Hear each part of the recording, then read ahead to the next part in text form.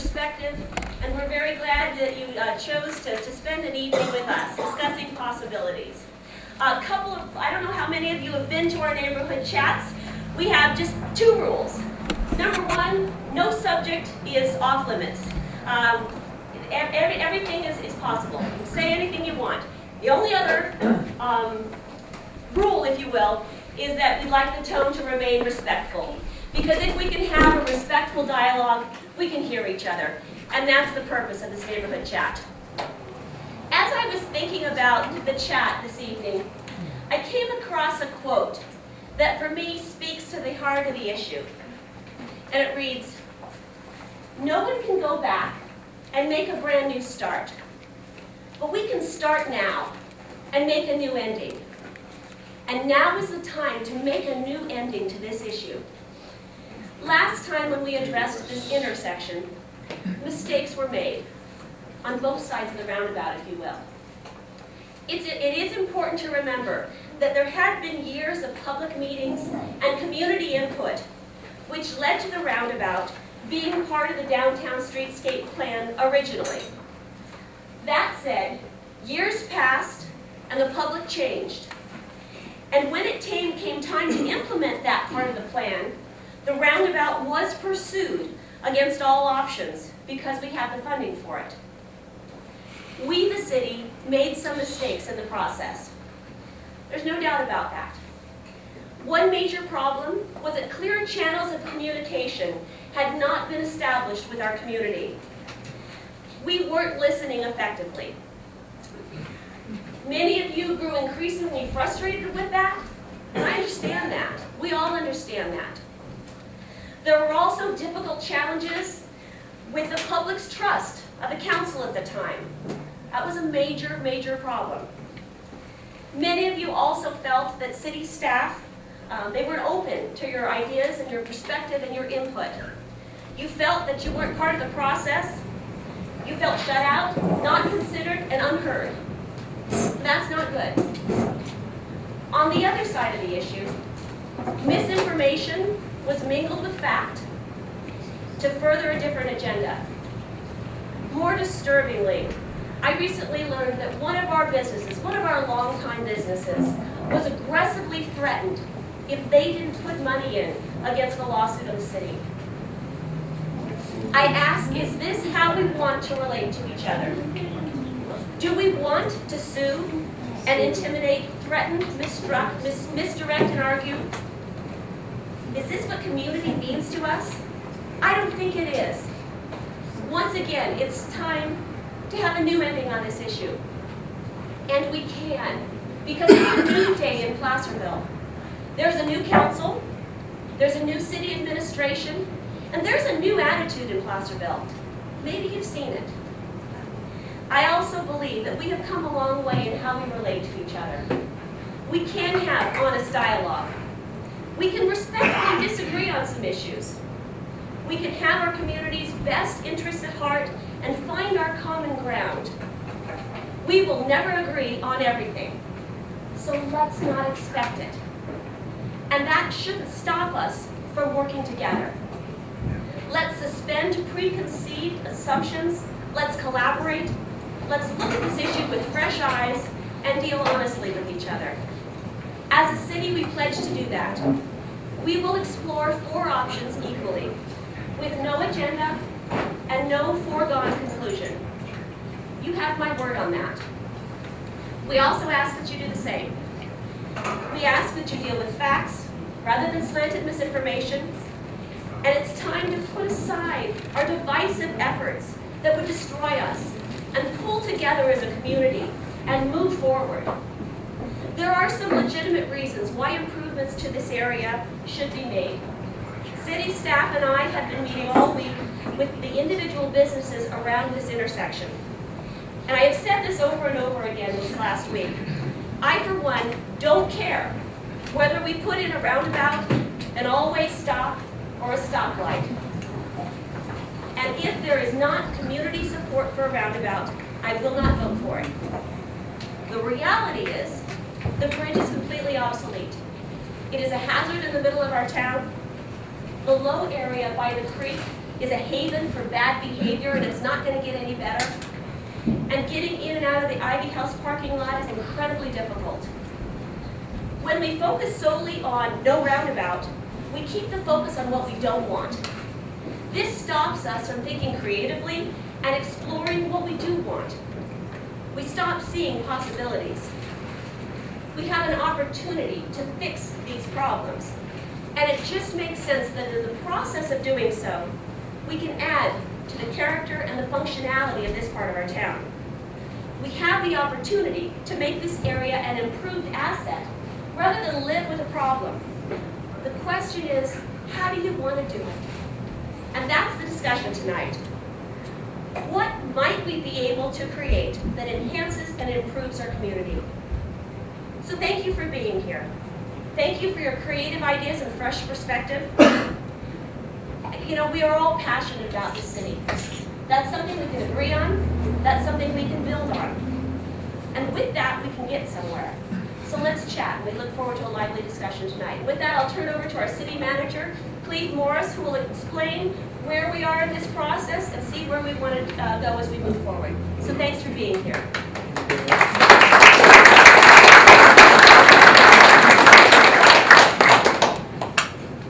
Thank you very much, and thanks to all of you for being here tonight. And I think I got elected to be the person that gets the tomatoes thrown out of tonight, so here I am. Well, right? As long as you can get me the good. Want to introduce a couple of other people that are here. Let's start with Councilmember Hagan over here. Councilmember Patton here. Councilmember Wilson is hiding in the back here. Patty's right here. Patty. Councilmember Brellan right here in front. So they're here. Also helping me with this tonight, Mike Webb, our Development Services Director, will help me with some of this presentation. And then Nate Stone, our City Engineer, also will help me. Andrew, I'll give you kudos because you stepped up to do our, Andrew Painter, our City Planner, will be doing our scribe over here on the side beside the back. So I just want to start and reiterate what Mayor Masson has said. We hope that this can be a lively, respectful discussion tonight and get through the issues that we want to. We've spent quite a bit of time, some of you that have businesses around there that we've met with the last couple of days, we spent a lot of time, in fact, trying to get through these meetings and trying to start on the right foot with everyone as far as where we go with this, and that's what our goal is tonight. So with that, Mayor Manson introduced a little bit, but this is kind of the outline we're going to go through. And let me tell you that what I'd like to do, we have a place at the end for input or questions, whatever you want to call that, but I welcome those questions as we go along the way. We just want to try and get through this in a reasonable amount of time, so we'll try not to get bogged down too much. But if you have a question that comes up based on something I say or one of or Mike Webb or one of the others, feel free to bring that up during the meeting. We'll be happy to try and answer that and discuss that along the way. So this is what we're going to try to get through tonight. We're going to talk about the problem statement. Mayor Masson talked a little bit about that, but we'll go through a little more detail on that. We're going to talk about the auctions that we have going forward. And then we'll go to the review process, assuming that the council elects to move forward. We'll talk about that a little bit more. We're going to talk about, just briefly outline what the funding is. And, you know, is any project funded, any portion of it, et cetera. And then we'll go to kind of next steps and then some kind of a wrap-up question at the end. So, start off, we're going to talk about the problem statement. The first one we're starting with, which is the main emphasis behind this, is the Clay Street Bridge. The Clay Street Bridge is defined by the federal government in their analysis as a functionally obsolete bridge. And if anybody wants to look at it, I brought it with me. I looked that up and like, what does functionally obsolete mean? That doesn't mean anything to me either, but it basically means that it doesn't meet the standards that we have for safety and et cetera in today's climate. That's kind of my quick analysis of a long paragraph that I read about what functionally obsolete means. So it's not safe, it doesn't meet the standards for safety and et cetera. For example, let's go into a couple of those. The Clay Street Bridge is about, according to what I read, I think we'd say 17 feet wide, or 18 and a half feet wide. On the website that I looked at that the state has classified, it says it's only 17.1 feet wide, so it's even narrower than what we say. there's a 14.5-foot lane. This is one of the places to look over at Nate. 14.5 is a good size for a lane, right?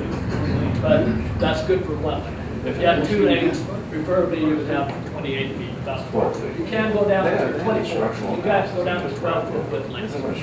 But so even at 12 feet, you see 24 is drastically less than what we have here for a 2-lane. Then you take out, that's taking out the 4-foot sidewalk, which I kind of call it a sidewalk, because normally a sidewalk would be raised above the street level. In this case, it's level with the street, hard to tell kind of where the sidewalk is to where the street is in this case. So there's some problems with it now. The last thing, the other thing is, next thing is the height of the railings on the bridge. The railings on a bridge are, by safety standards, are 42 inches, correct, Nate? These average are around 30 inches, or yeah, approximately 30 inches. So they're considerably less. It's a danger to pedestrians and bicycle traffic that crosses that bridge. If something happened, they swerve to miss, and that railing will not stop them from going over. Okay. The next thing is the hydraulics of the bridge. In the 100-year floodplain, which is how FEMA looks at and analyzes different areas, this bridge does not meet that flow in a 100-year flood storm. Okay. Now, are we going to have a 100-year flood storm tomorrow? I hope not. Probably not, the way our weather's been going. But I'd like to have a little bit of one. But so, you know, we're not going to have that tomorrow. But this does not meet that requirement, and therefore, in a 100-year storm, it has real potential of flooding, either from debris getting stuck in that as it tries to flow under or whatever, which then it overflows the banks and gets out into Main Street or wherever. Okay, so there's potential for a flooding problem. Oh, I jumped past that one already, didn't I? So, Nate, did I cover all of those pretty well? Yep. Okay. Before I move on, any quick questions about? Yeah, do you have a structural analysis? Hold on, just right here first. How long has that bridge been there? It was built in 1940, I think. There's never been a problem? In terms of what? Accidents. People I'm not aware of it. Not aware of any, no. Do you have a structural analysis? I don't have it with me. Well, then how can you say the bridge is not any good if you don't have a structural analysis? No, of the well, bridge? let me tell you this. I looked on, the analysis Are always. you a structural engineer? It is structurally sound, I'll tell you that. It is structurally sound. It's not the structural, it's functionally obsolete as they categorize it because of. Are you a safety. structural engineer? Can you say that? Pardon? Are you a structural engineer? Can you say it's functionally obsolete? No. I Are didn't you say. an engineer? No, I'm not. But did I say it was structurally obsolete? Well, it's not structurally obsolete. I know, right? I agree with you. Okay. It's functionally obsolete is the term that the should use. Yeah. The Bedford Street Bridge meet the 100-year flood standard. I was assuming that that area does, but I don't know. Because I could see it flood there, but it did not flood at this time. Good point. Thank you. Yes, sir.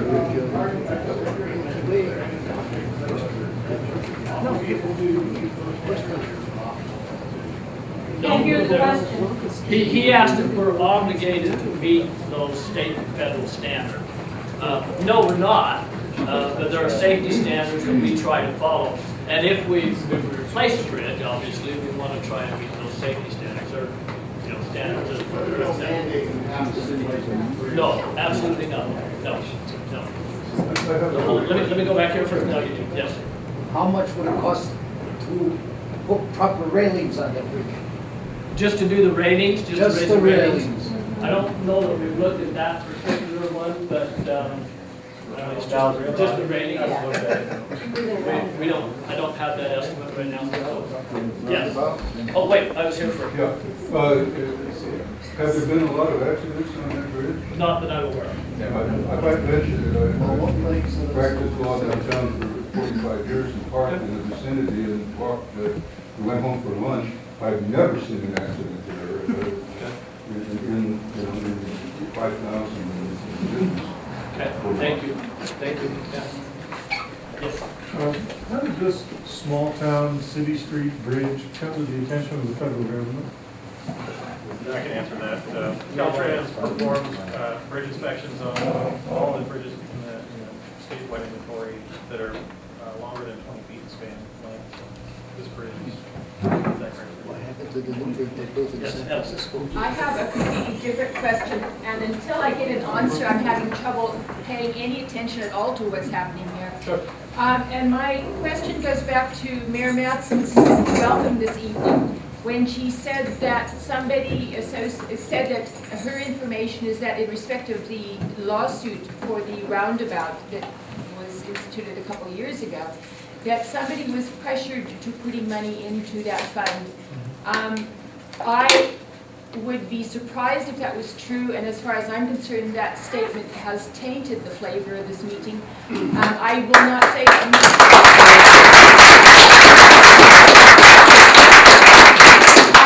I will not ask Mayor Madsen to retract her statement, because I'm sure she would have said it in good faith, but I would like to say to her that I think she's incorrect. Okay. And I would like her to go back to whoever said that and say that they're incorrect. Okay. And I'll accept that. Again, no opinion is rejected here. We all have our opinions, and I respect that, okay? I think Mayor Madsen passed on some information that she was personally told by It someone. was inappropriate to pass on incorrect. Okay, thank you. I disagree. Yes. Was that the first time the the Caltrans ever inspected that bridge since the 1940s? I have no idea how many times they inspect. No, they inspect every 2 years. Bridge programs, inspect every 2 years since the 70s. So this is the first time it's had issues and been brought up to get remodeled? No, it might have been classified as functionally obsolete. It was brought up 8 years inspection. ago. And I didn't go back that far, but this bridge was programmed in 2005. So. David? Yeah, I believe when they did the Cottonwood project, the city made that construction outfit put some money aside to have the bridge repaired. Nothing was ever said about replacing it at all. I believe it was to actually go toward the replacement of the bridge. That's, No. I wish I had that information, but Not I in your file. I'm sorry, I may be wrong. I wasn't here then, so I'll accept that. But we have that as a condition that they had to pay a certain amount into, we'll say, improvements to that bridge. How's that? So, yes, Sue. Well, I think we need to address functionally obsolete. Basically, the understanding that I had is that they wouldn't build it that way today. Just means that today, it would not be built as it was in the past. But that doesn't make it structurally unsound or. And again, let me repeat. I have not said it is not structurally sound. You said safe. I did say safe, because it doesn't meet today's safety standards. But it's, That's all I'm saying. Caltrans has expected it, and they have said that it's maybe not more focused on right now. But they've agreed that it's functionally obsolete, which says that it doesn't meet today's safety. That's all it says. They built it that way today. Again, That's not, actually, I'm sorry, that's not what that means. There are different classifications. Structurally deficient is eligible, makes it eligible for replacement. Functionally obsolete also makes it eligible for replacement. So the geometry, functionally obsolete, too narrow. It doesn't provide traffic safety. That's where the functionally obsolete classification is. And there's a third, scour critical, but this bridge is not scour critical. It's interesting to me that so much discussion here is focusing around that little bridge. Because I'll tell you what, I've never gone across that bridge. But in this meeting, I entered Clay Street from Mosquito Road, and I went up and I came in, and I'm coming down across that bridge. Wow. I see why there's so much discussion about that bridge. I fell in love with it. It's adorable. So my question is,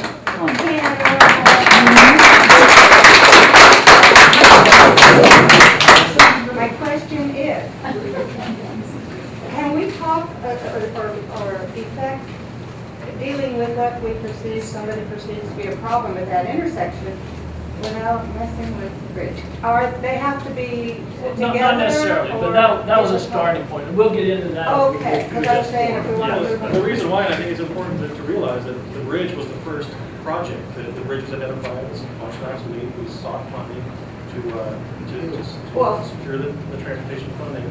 And once that was identified as, okay, we're replacing the bridge, then what do you do next? Do you leave Clay Street in its current alignment, or do you realign it and create a four-way with Cedar Ravine? So And this is subsequent to done- that, there was funding sought for intersection improvements. because So this the- whole thing was perhaps precipitated because there was money available, not because there was an actual For the bridge. problem? The problem with the bridge, There you go. then there's funding available to solve the problem. I'd like to Perceived problem. Placerville Bridge alone is replaced. How much are we talking about, and what kind of traffic flow are we discussing in doing this? Because looking at the map, Placerville doesn't look like it serves that big a portion of, which kind of goes with what she's saying, of the As somebody who lives with a house that backs up to Clay Street, I can guarantee you it is a very busy street. And that bridge is far too small to take the traffic load. And by the way, it's not a cute bridge, it's a terrible bridge. I walk over it every week. It's a mess. And if you fell in love with it, I'm sorry, but you never use it. I have to use it all the time. That is not a good bridge. If I could talk to the traffic also, and then also the Cottonwood development. There are additional parcels of land in the Cottonwood area that have been identified for subdivision, more houses, more traffic, and we do hold some funding from the special. I had a question, Okay, so. hold on just a second, let's, one at a time, okay? I'm gonna go to Wilbur because he's been waiting for, I'll let you. He's been waiting, his arm's getting tired, I gotta go. I have two questions. Yeah, Dave asked if the city had received money for either the replacement or the widening or the bridge. That wasn't answered. And the second thing is you have, I think, 3 buildings up the street that go across the creek that are lower than the bridge itself. Have you addressed that, Nate? Those are private properties, so no, they're in the floodplain. And no, we can't. what was we the can't- question on the? As far as required, what, to move the deck, we can't require that, they're grandfathered in. No. Is the money still available that the contractor or developer put into the city top? Yes. Okay. that's Yes, what I okay, wanted. yeah. How much? Now, Robin, go ahead. I live on Bedford, okay? You widen Clay Street, you improve property values, such as the ex-mayor's property up at the top in Cottonwood, and you increase more traffic. In addition, you divert all the traffic that wants to take the shortcut to get to 49 will now jump on Clay, jump on Bedford, and we already have a very serious problem. Widening Clay is a disaster for little, teeny, small neighborhoods.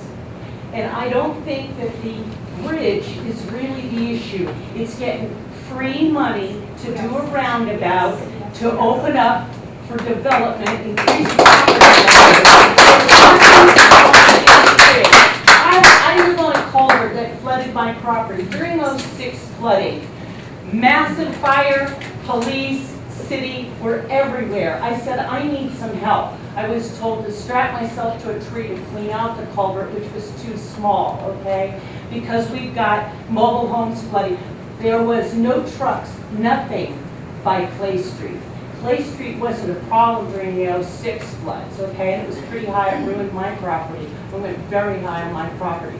I think this whole issue about Clay Street, a cute little historic place, which fits that little corner, fits a little nice farmer's market where people can gently go over such a small bridge. Maybe it needs some improvements, maybe it needs a little railings, but this is a diversion to get a roundabout going on. For some free government money, which isn't government money, it's taxpayers' money.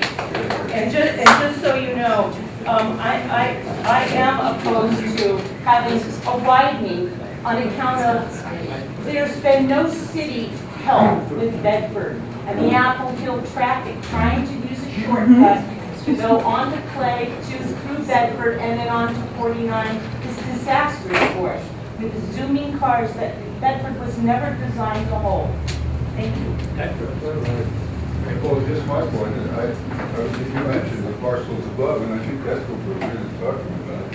We really should have the developers who develop those parcels replace the bridge if that's necessary for the traffic. I think that's the They did situation. contribute to It's that. not difficult now. It will be difficult when those other parcels are developed. So I think it's appropriate to ask them. And that's a condition that they do, yeah. There was a condition. The whole thing, if they want to develop that. Yes, but, yeah, Me. yes. This gentleman mentioned that the bridge was a mess, and he walks over it twice a day, or once a day, or whatever. Yeah, 4 times a day. 4 times a day, all right, 4 times a day. I drive over He it says it's fun. once or twice a day, Yeah. every day. I walked over it tonight. I want to know what his definition of "it's a mess" means. I don't find it a mess. Well, What is a mess, sir? Look at the cement on the railing, it's breaking down. The pedestrian walkway is not separated from the traffic lane. It's not wide enough to carry cars in 2 directions at once, but the cement of the bridge itself is breaking down. You're talking about cosmetics. I think not. No, you're talking about cosmetics. Oh, hold on. Everybody's entitled to their opinion, okay? That's what we've stated repeatedly when we do these neighborhood chats, okay? So let's just respect that. Everybody's entitled to do that, and we'll let everybody be heard as much as we can. So I'll go back here, and then we'll move over here. How wide is the underpass under Highway 50? The underpass on Highway. Just past the bridge. Clay Street. Oh. Bridge.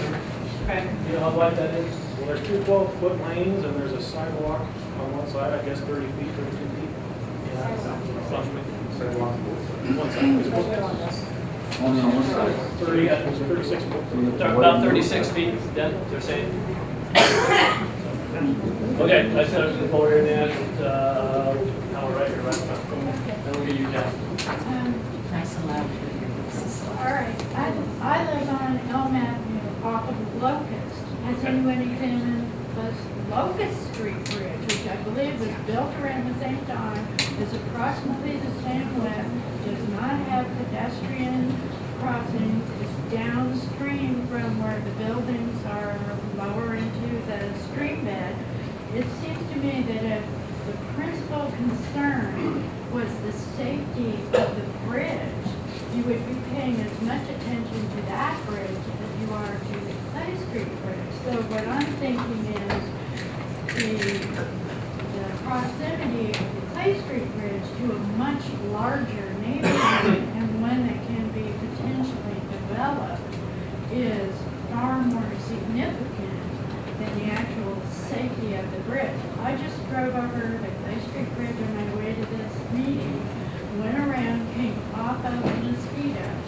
If you are very concerned about the safety of the bridge, you can always go up and climb on Mosquito. Yeah. Real quick, Locust, the span is 19 feet, 18 feet, so it doesn't meet the span criteria for federal aid. That one is a city bridge, whenever we have to replace it, it's going to come out of city coffers. Yeah. Going back over 20 years ago, number 2 is pretty relevant to number 1 also. There's always been a desire to line up Clay Street with Cedar Ravine rather than the way it is now. So there always was a discussion of when that happened, the bridge would be replaced. I guess a question. A good number of us in this room live in homes that would be classified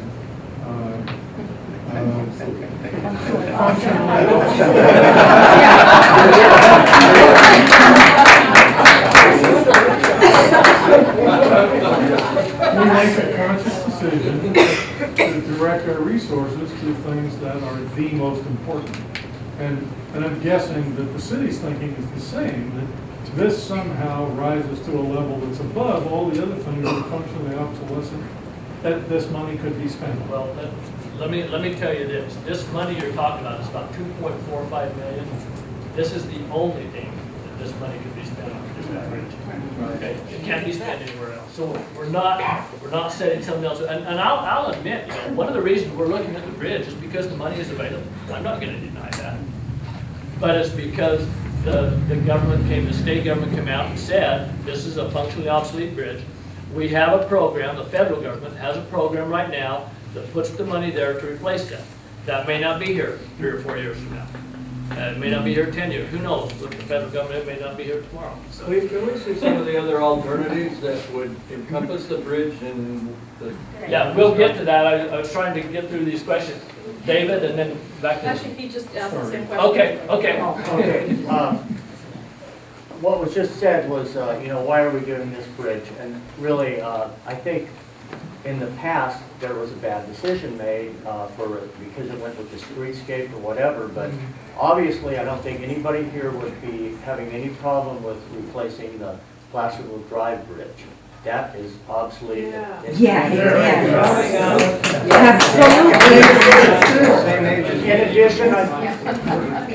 In addition, I'd like to say that I drive by there. I've lived on Pleasant Street for 35 years.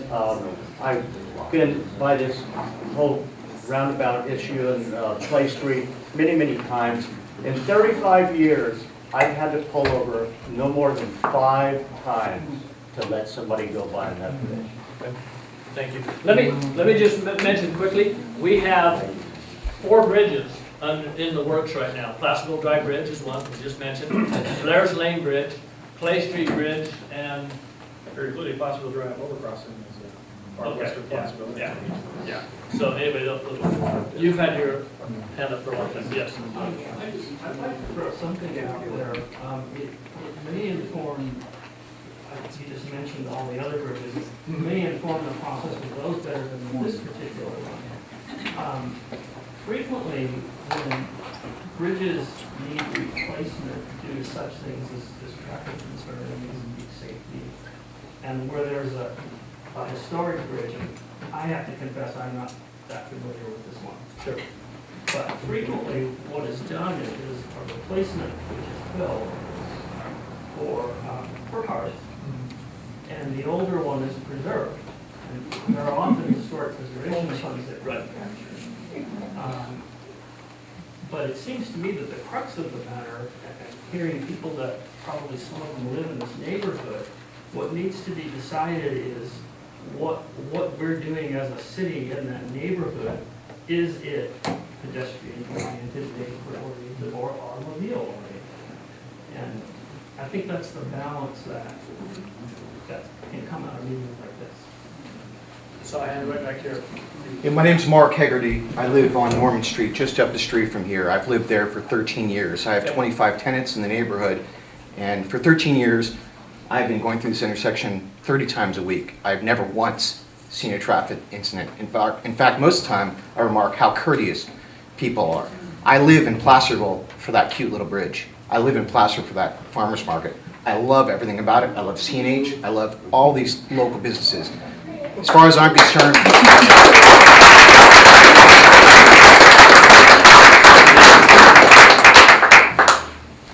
Clay Street is the bike access for the trail. So all the bicycle traffic goes on and off Clay Street. And I have almost been hit twice turning onto Clay Street. Once from a car turning Clay Street onto Main Street, and once from a car coming from that. And I would like to see it brought to a 4-way stop and that bridge widened for bicycle safety. Yes. It was also said that you spent all last week talking with businesses to get off on the right foot. I'm sorry, no one bothered to call me. I apologize. What is your business? Lofty News. Okay, I think you were on the list.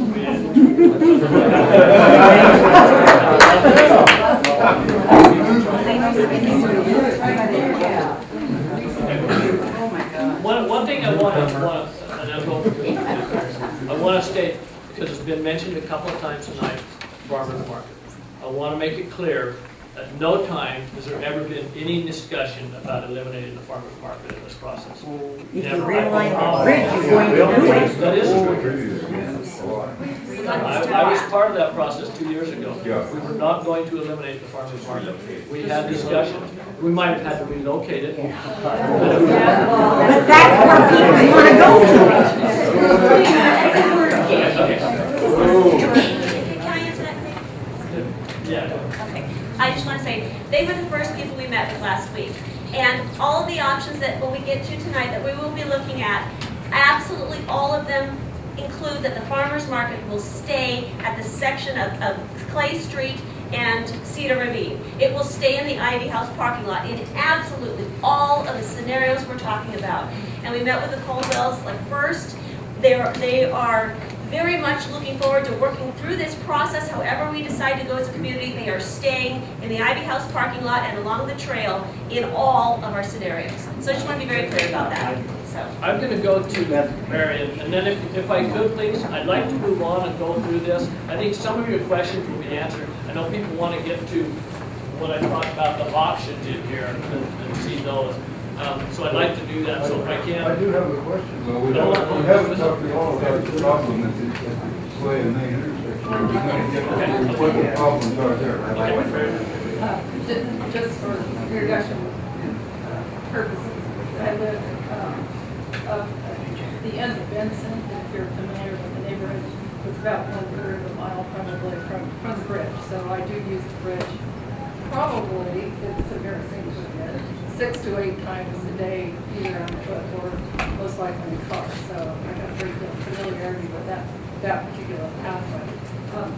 If I recall correctly, the bridge improvement was a condition of approval that went with that Cottonwood development. And as a part of that development, there were large numbers of people from the public who came because it was a large development. And the people like yourselves gave input, an very adamant input. And one of the things that they requested and was incorporated into the agreements was that the improvement of that bridge, that the neighborhood was extremely adamant that that bridge not remain as it is for that subdivision and the senior housing. I get I'm incorrect on that. Improvement. Not to remove. Well, it's my recollection that we understood that the bridge would be And part two. Okay. To a Pedestrian issue, could those funds actually be applied towards a nice pedestrian bridge and maintaining the actual bridge itself?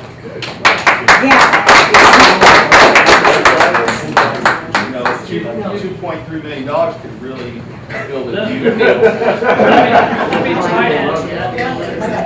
It solves part of the problem in that it takes away the pedestrian issue.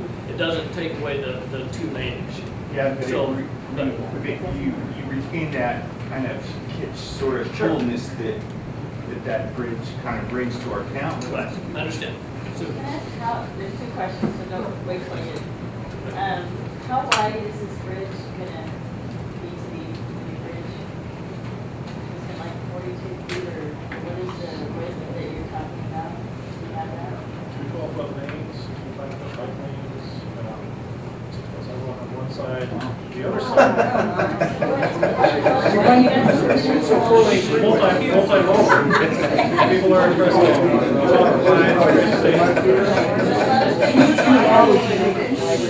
Yeah. So what was the overall need? Well, the other side, the 6 foot sidewalk on one side, the west side. The other side, we're exploring, the bridge program will pay impacts, mitigation impacts for, we're talking about the low park. If that were an asset, we can frame it that way in the feds. They'll pay for up to 10% of the cost of the bridge to mitigate that. And a way they can do that is widen, make a promenade on the east side where benches and potentially farmers market kiosks and. just the bridge was about 40 feet. He described there. Yeah. Wait, that was my first question. So my concern, because I do design work, it's almost what you call traffic calming, because you have to slow down to navigate. So it actually gives people an opportunity to walk your bike, walk your car. People have to slow and almost stop to get into that area. If you create a 42-foot wide bridge with all of those amenities to it, you're actually speeding up the traffic. And if you're concerned about cars coming down Clay Street, now they will increase speed, and you might actually have a more serious problem. Thank you.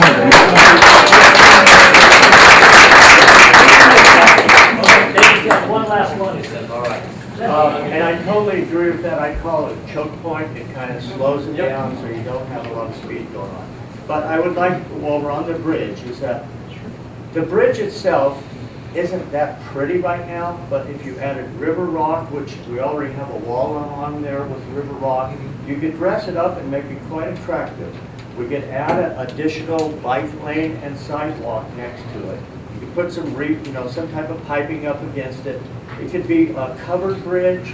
There's so many creative possibilities we could do to make that actually attraction or accent the historic area here.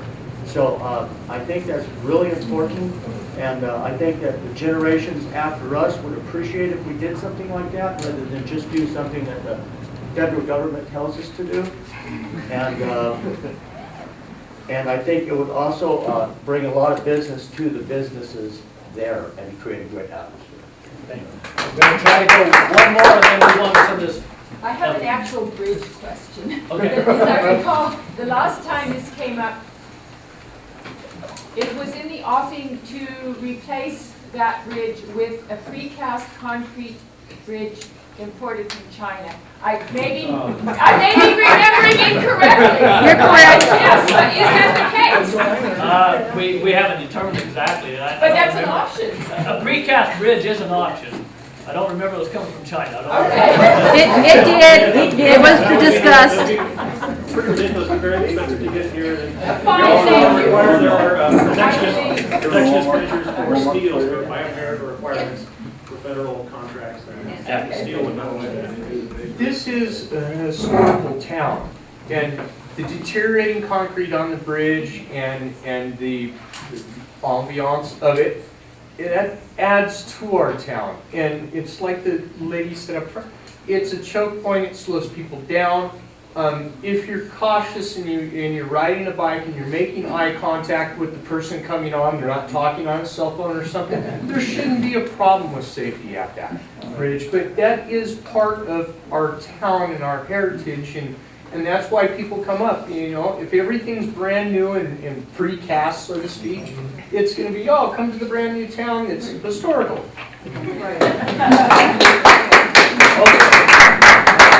Let's try and move on. I want to talk a little bit about Clay and Main intersection.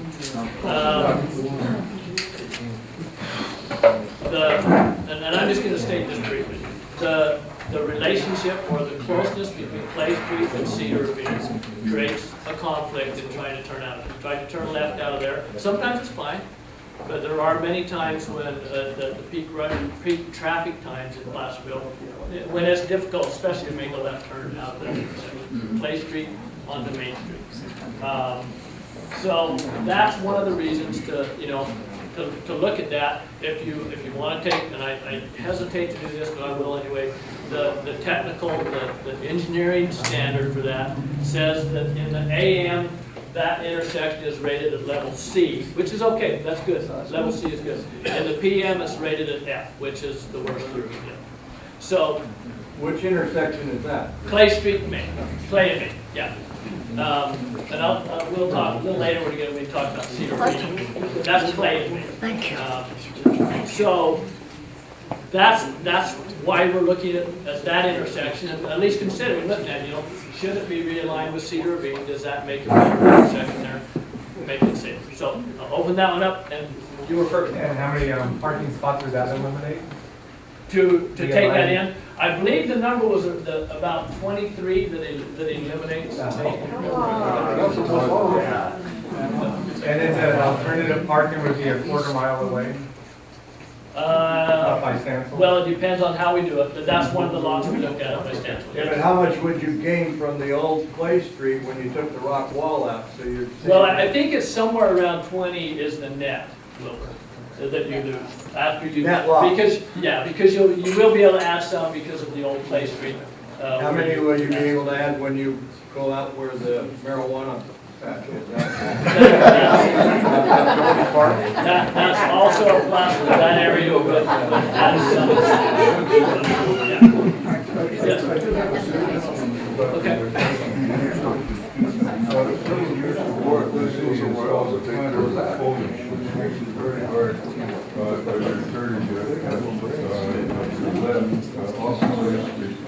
They have to stand way over there because I can't hear. There's probably a place up front. Could be done to make that intersection safer, get rid of that planter and hold it so you can see the car. I can't I don't know if I can hear this. I just moved on Clay Street like last October. I find it delightful. It's a great street. A lot of kids, no one's mentioned, a lot of kids walking down it. We do not want to increase traffic on Clay Street. Yeah. Amen.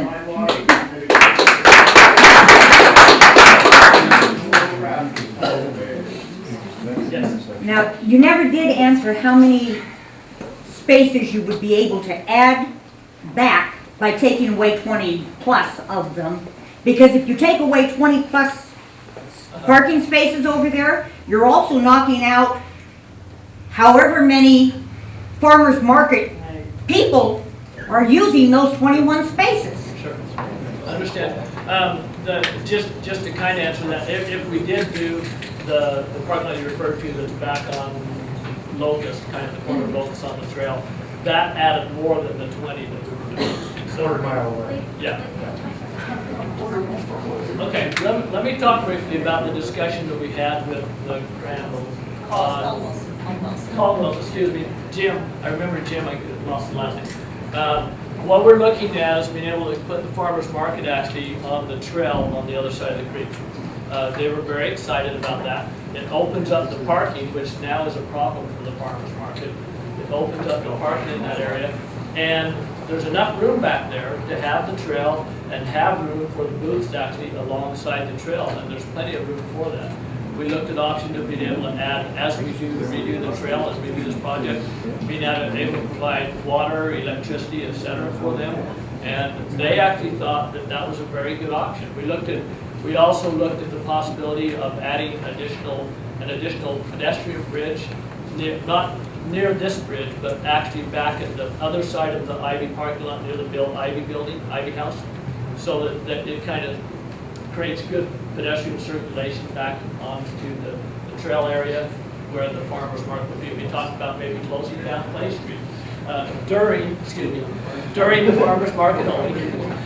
We're not going to close down completely. So those are the things we talked about with them, and they were very positive about it. I understand. Yes, I attended every meeting regarding the Roundabout Clay Street realignment, and there was significant disagreement on the parking spaces that would be lost. Okay. There's also the ingress and egress as far as getting off of the roundabout into the parking lots and out of the parking into the roundabout was an issue, and those were never addressed. Okay. So I don't think we should say there's only going to be like 20 lost. I think it's substantially more.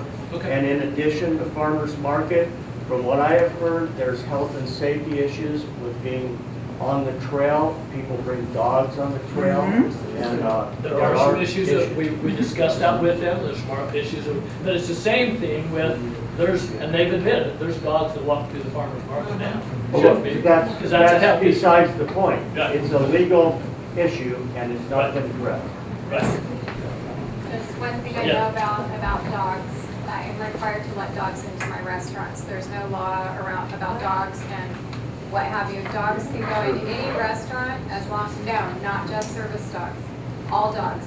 And I've been made to let a dog in my restaurant. They can't go in the kitchen and they can't go in the restrooms. Those are the 2 requirements. And I've been schooled heavily because Placerville is a big dog town. that we appreciate all of our customers, and so, that has come up for me, so, dog friendly, I'm on the website.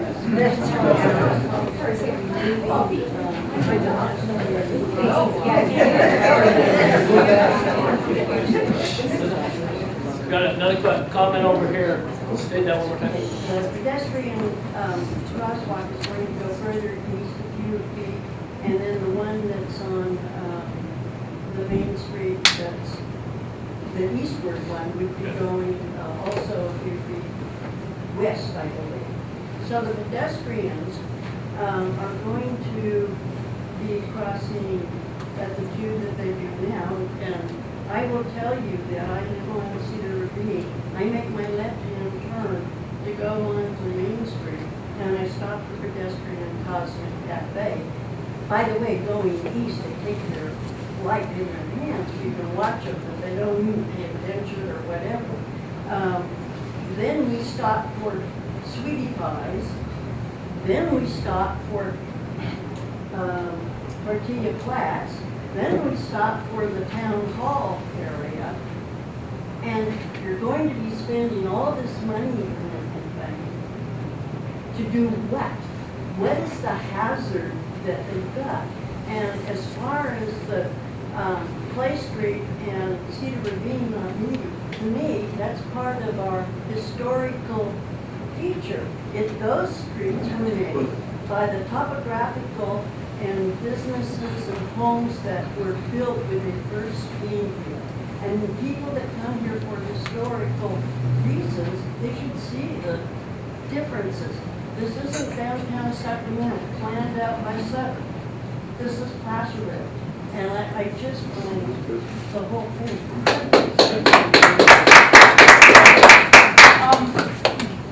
Just looking at this in a common sense way, when Farmers Market, which has no problems right now, is surrounded by cars that have to stop, as people run and dash and have groceries and carrying bags and whatnot, it's very, very lively. But the people in Farmers Market know they're surrounded by stop signs. Now just imagine you have a piece, half of Farmers Market there and the other half on the other side, and cars whizzing around a roundabout, no slowing down to come to a stop sign, but moving past a farmer's market. If you just visualize that for a second, you'll understand why. Previously, I tried, when we were doing the lawsuit against the city, I tried to get Marshall Hospital to come on the record in writing to say that there wouldn't be any problem with auto accidents and halting ambulances going to Marshall Hospital. But it makes sense if you think about it. Right now, we don't have an ambulance going to Marshall Hospital using Cedar Ravine problem. But now imagine you have a roundabout while they're not slowing down for a stop sign, but continuing on, and imagine if you do have much more accidents and you have a stoppage of ambulances trying to get to the hospital. Now, I can't get them on record, and I did try to the president of Marshall Hospital. And I think that if you just logically look at that, in addition, C&H Auto has ingress, egress, and now you have, right now there's no problem with them going in and out of parking lots to C&H right there on the corner. Because cars are slowing down for a stop sign, but now you have cars that are not going to slow down for a stop sign, and you have a blind entrance, a blind exit and an entrance right there on Cedar Ravine, creating one of the hazards that was never resolved in all the meetings that we had before. It was never resolved, okay? We'll go back here. We keep talking about the roundabout, but we've yet to see any other options and what those actually look like with a four-way stop or a signalized intersection. I've been trying to get to them. I haven't been able to get that far on our presentation. That would address these pedestrian issues. Yeah, we started from the very beginning and tried to state that this is not about the roundabout. We're trying to go back and start over this process and see, is there something that we should do in this area? And that's honestly what we're trying to do. And let me, I'm going to jump to that now, if that's all right. So if we We spent an hour on this first post. Before we And I've got 6 of them before we're going to be here. Before we leave, I'd like to hear something about the problems other than the Clay Street intersection. Are you gonna talk about what the problems are? I think we'll get to that as we go through the rest of it. So you're not gonna cover it now, at the appropriate point in your problem statement? You're gonna cover it after we talk about something else? It's all part of What the I'm issue. saying, It's all part of it's the all issue. related. It will come out during the process. So you're not gonna tell us what the problems are, right?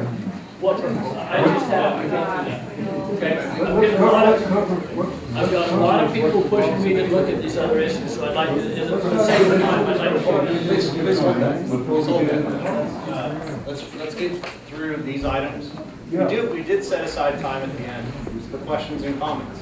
So I would suggest we get through the presentation component, and then we'll get to the questions. So you're not gonna cover. We're done, okay? For the sake of moving on. Yeah, you're moving on over the problem. Please. We need to be The last respectful. one we have here is the creek over-representation part. Anybody want to make a comment on that one? Well, how about we just take a vote whether we want to move on or stay on this Yeah. page? We need to move on. Let's take a vote. I vote to move on. Some alternatives. Talk about It the problem. sounds like most of them are saying to move on. You're asking us to make a decision that, we're No, gonna we're let just asking you for are comment. asking for support. And she said that we're gonna go right through the problem and we're gonna get a solution. So that's what you're asking us to do. That's great. But, I frankly don't see a problem. So you're going to give me design things without me knowing exactly what the problems are. I go up and down Cedar Ravine, just like you go over the bridge, gazillions of times a day. I don't have a problem. Sometimes I come down Pacific, I don't have a problem. I've had 6 cars in front of me. That's not a problem in my life. I don't know about anybody else. So I would like to know what the problems are. I want to know before we go into this kind of money. Okay, design. we're going I to wanna move on know to this, what the but let me traffic answer, issues let me are. just state, we've spent an hour discussing the problem, okay? We want to move on. I know there's disagreement whether it's a problem or not, but we've gone through those items, and we're going to move on to the next thing. I think what we can do here is do a quick recap in terms of what city staff has presented as what we see as problems. And as Cleve just noted, people can disagree or agree as to whether these are problems or not. Ultimately, it will be the policymakers, the community, the council, who ultimately decide whether these are problems, rise to the level of needing to do something about them. Okay? So to recap, we talked about the bridge itself and a variety of issues that we raised. There are a number of questions about those things, which would need additional information, additional dialogue, absolutely. So number 2 was the Clay and Main Street intersection. I know that Cleve talked a little bit about the existing traffic conditions at that intersection and for turning movements for vehicles going on and off of Clay Street at the intersection of Main. One aspect that we have not yet discussed and we need to is not only today's traffic conditions, but looking out in the future. Traffic conditions, oftentimes we kind of think about, okay, is there not a problem per se today, but what about 15 years from now? And so I know that Cleve had mentioned in the morning in the AM, the level of service at that Clay and Main intersection is what we call level of service C, which is on a scale of A is great, B is pretty good, C is mid, and then there's D and F. And it's just like school letter grades, F is failure, and D is pretty close to it. Right now, in the morning, it's level C. Okay. Looking at the PM conditions, the afternoon, it's a level F. And that basically translates to, on average, there can be more than a 50-second delay in someone being able to make a turn movement from Clay onto Main. What that can result in is people taking, over time, if the delay gets to be too great, People either take unnecessary risks because they get frustrated, for example. But looking moreover out at year 2025, looking at the traffic projections going into the future, we see that both the morning and the afternoon conditions at that intersection are level of service F, which again is failure as far as kind of the traffic engineering world is concerned. Now, level of service F, does that mean that the community, there's nothing that dictates per se that it has to be something better than level of service F. But if you can imagine that a traffic condition is level of service F now, going out 10, 15 years, there's no F minus. It's failure, it's beyond failure. And so that's one of the issues here that we're highlighting with respect to the intersection.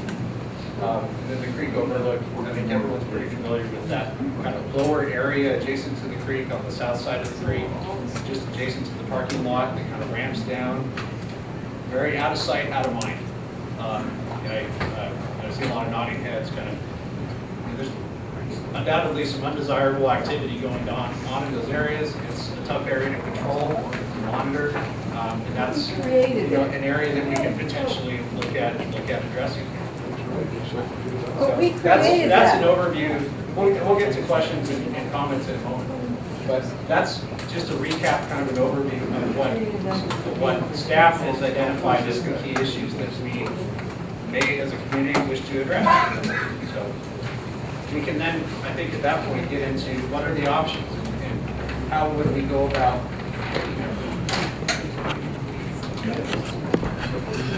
Can I interrupt for just a minute? I was born and raised here. For 10 years, I lived in Columbus, Georgia. My first husband was stationed at Fort Benning. Columbus, Georgia took out their roundabout because of the traffic problems that it created. That roundabout had been in existence for years, and they took it out and put in a 5-way stop signal situation in order to control the traffic, and heaven knows they had a heck of a lot more traffic than Placerville has. All right, so there's our options. Number one, I'd like to put option number 0 first, because I want to throw it out that this is definitely an option, and that is we do nothing. We walk away and say,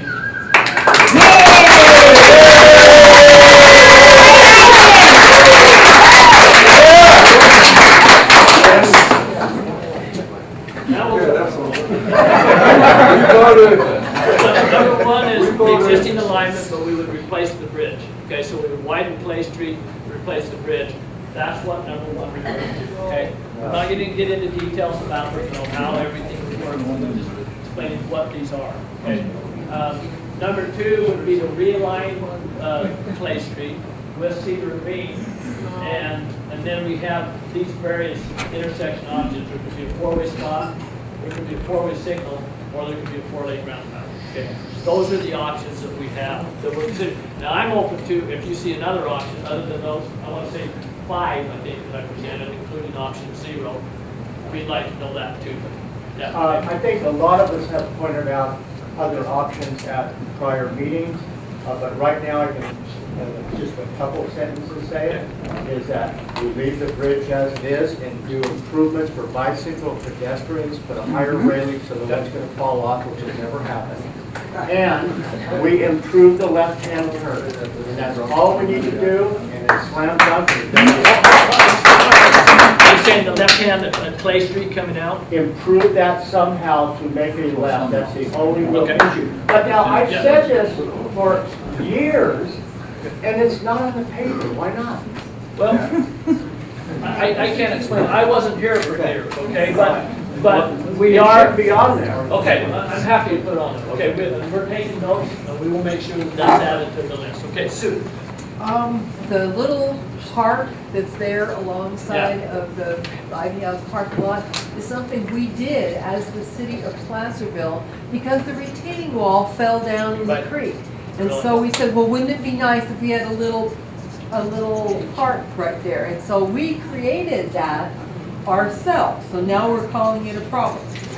We create our own headaches and we create our own problems. No doubt, I don't disagree. I'd like to speak directly to that, because I was part of that process. And the contour of the creek right there was the result of work done by the Natural Resources Conservation Service Engineering Department. The idea is that Hangtown Creek has been channelized over time, and it no longer has a really functional flow. And the idea was to come up with a design of the creek profile that other landowners could use, because the rest of that creek has the exact same problem with the retaining walls if you walk down the creek all the way to Placerville. And the idea was to come up with a profile that would accommodate a greater flow by stepping back at higher water levels.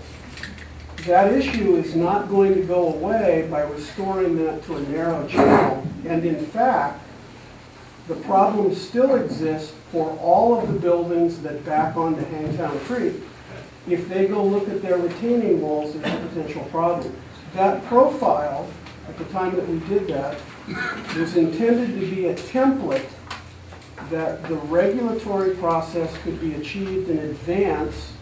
We had sign off from the regulatory agencies so that a individual building owner who had their wall fall in would be able to do repairs and restore it in a way that didn't require them to go back and go through the entire permitting process with Fish and Game, Army Corps of Engineers.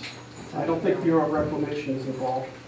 But the next time somebody's wall falls in, it took a long time to get permitting approval to do work inside the creek. Right. That's a difficult process, you're right. Thank you, Wilbur. One of the big problems there is oak tree or whatever is in that garden when you're coming west on Main Street. Oh, as far as And the people want, visibility. there's no sight there. I mean, that's a blind corner, and you come around there and bingo, you got taillights. Yeah. So if you move the crosswalk that's in the middle of our building up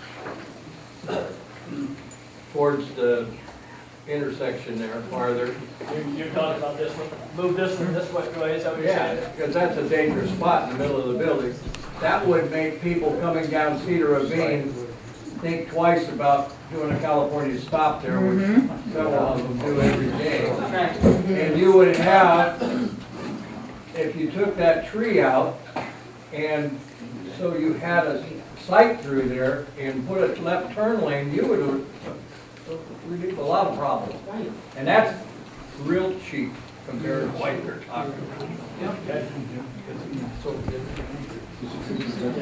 I can't hear all this very well, but I think it's a bad idea they have to make it a four-way stop at Cologne Spring. That one was Caltrans.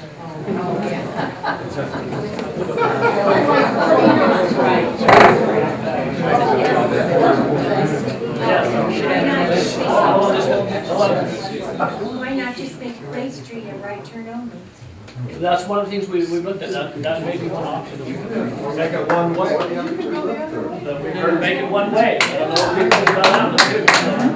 Yeah. Yes. That is similar to my thinking about how to deal with it to be a problem there at Clay and Main. People wanting to get on the freeway or go up Broadway, upper Main, probably would just zip over down the Clay Street to Mosquito, either onto the freeway or whatever. They're really not going to come into town to even pick up the freeway. Or I would think if it's too grievous to sit there for 50 seconds, you know, take a left turn. I mean, we live in the country. But I'm just saying, people adjust, and if there's a problem, I don't sit there fuming, I just go the other way. Yes. I do want to point out one thing, if you do decide to go on the roundabout, is that as I understand it, it will be one lane roundabout, it won't be a two-lane.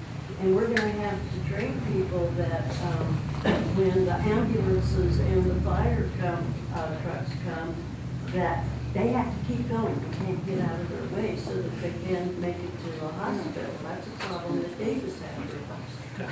This is something that I would like to address following that point. If you understand flow dynamics and you have a four-way valve where all directions are contingent on all exits flowing at all times, that doesn't happen in this roundabout, especially in Apple Hill season.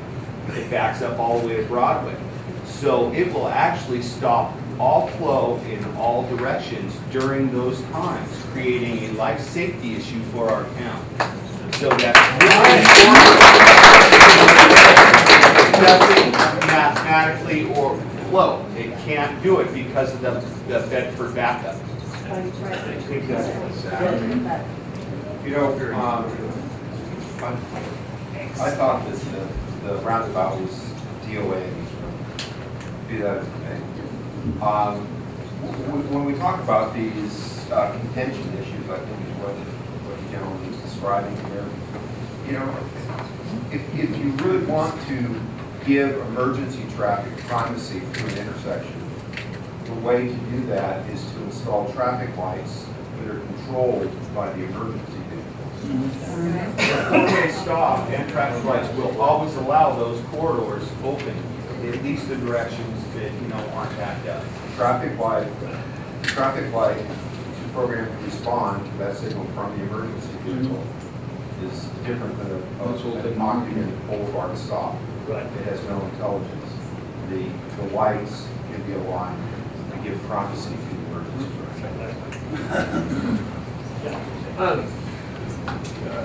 Following up on what that gentleman said, the traffic lights don't have to be a red, yellow, green. They could be signed that it could be a red light or an off light until an emergency vehicle needed to come through that intersection, and they all go red. It's and allowing the emergency vehicle through. It doesn't have to necessarily be because I'm kind of opposed to putting the red, blue, and green on it, or red, yellow, and green on the main street. Okay. Evelyn or Wilbur? Go ahead. Evelyn, ladies before gentlemen. How's that?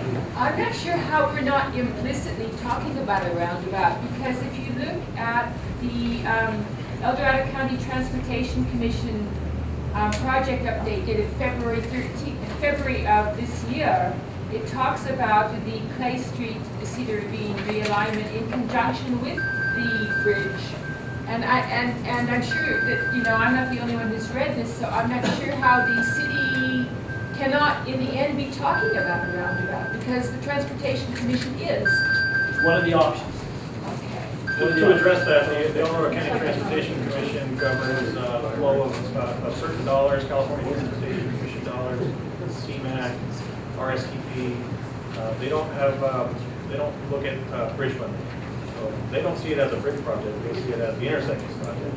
And their project is defined by the funding source, which is air quality funding source, so they can call it the roundabout project. Wilbur? How many more of these meetings do you plan on having? Well, if we say we're doing nothing, we're going to have any. I don't believe in nothing. No, what I'm getting at is, why don't you have a committee of the residents that live up in that area and the businesses that are affected by that interchange, sit down with city staff and come up with something, and have another meeting with some concrete plans. Well, let me get into a little bit more about what, we'll get into that as far as what our next steps are. Was there another? David, that's what I was saying. I don't know how many people have ever been to Sausalito, but it's like a one-lane road basically along the bay. And you know, it can take a half hour, 45 minutes to get to there, because what they've done is it's got such a popular place. The cars want to go there, so they're just willing to go through. But you know, we have an issue at Bedford and Highway 50. I mean, it can only accommodate so much traffic going along Main Street and turn right there. So what's going to happen, even if you allowed more throughput at the roundabout, you're going to eventually back up into the roundabout, and nobody's going to go anywhere. I understand, and that's one of the issues, and that's why, what I'm telling you is that we have 4 options here. The roundabout is just one of them. Maybe it doesn't work when we go through this future analysis, if we go through it, even if we decide to go that step. If it doesn't work, we don't do it. I really feel that it's important, though, talking about, following up on Wilbur's response here, is that we have other options other than what, because already, and it's not pointing any fingers at any particular people here, but staff has already failed, council has failed. We don't have the options that the people have asked for. And we'd like to be able to have the people speak to the options rather than have you tell us the options.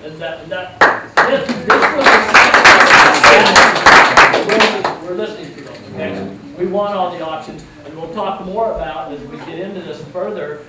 Again, assuming we need to decide to move to the next step, we'll talk about what that is and how there's room for a lot more input going forward. This is just a brief start, that's all we're doing tonight. Yes? Earlier it was mentioned about future development about Clay Street. What does that look like, future development up there? The only development I know of is Cottonwood Estates, phases 4 and 6. And those were previously approved, already approved projects, that's all that I'm aware of. How many? 39. 30 for both of them. 39 single-family units. Oh, okay.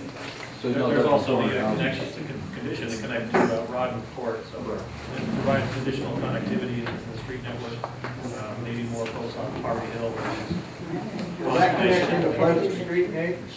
What's that? Will that, part of that phase connect out into Pleasant Street? No, I think that's identified in the general plan, but we don't have the. Is bridge widening a condition for those extra homes? Is there any part of this project that's part of the condition to build those homes? It was a condition of the original map for Cottonwood Estates, which would include all of phases 1 through 6. Okay, that is approved, and I don't have the language, so I'll read it. Some sort of improvements to the bridge was a condition of that. And they, to satisfy that condition, they paid funding to the city. That was amended. And how much Yes, time? yeah. Vicki?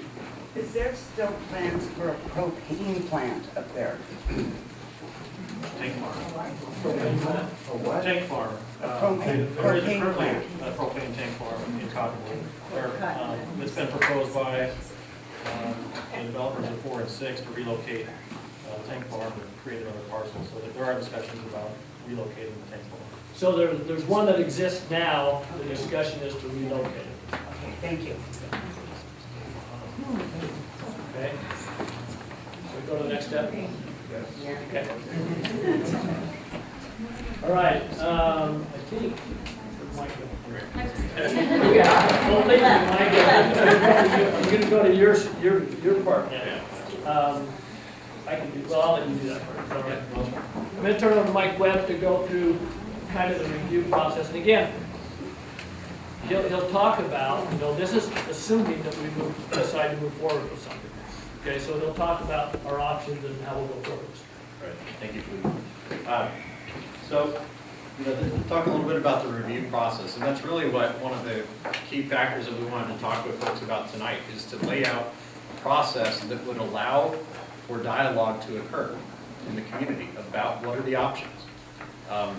And so I think the first step in that process, and I think that speaks to some of the points raised here, is the concept of doing a design workshop for community input on all the options. And we've defined what some of those options might be. And there's some other options I think that we've heard kind of kicked about tonight that could also be part of that mix. So the discussion would include discussion of bridge layouts, intersection layouts. If the bridge was to be realigned, what are the different layout options for the intersection? And that's if the bridge were to be realigned. As Cleve stated, this all kind of stems on the premise that there's a project at all, you know, in terms of a bridge replacement. Things like parking. I know there's a lot of questions about how much parking would be shifted or eliminated. Those would all be discussed. Driveway access in and out of properties, in and out of parking lots, and then of course streetscape design. You know, how does the layout all look? What are landscape, you know, planners look like? What is the aesthetic, if you will, of all the various options? And so we think it's really the key to the whole process. I think is getting good community input on all these components, and there may well be more too. This is not intended to be an exhaustive list of what can be discussed. But, so that would be kind of step one in the review process.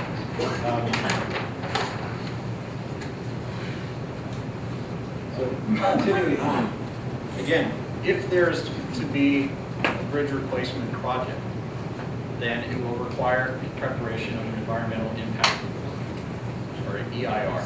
And that is the environmental review document that would need to be prepared basically in any event if the bridge is replaced.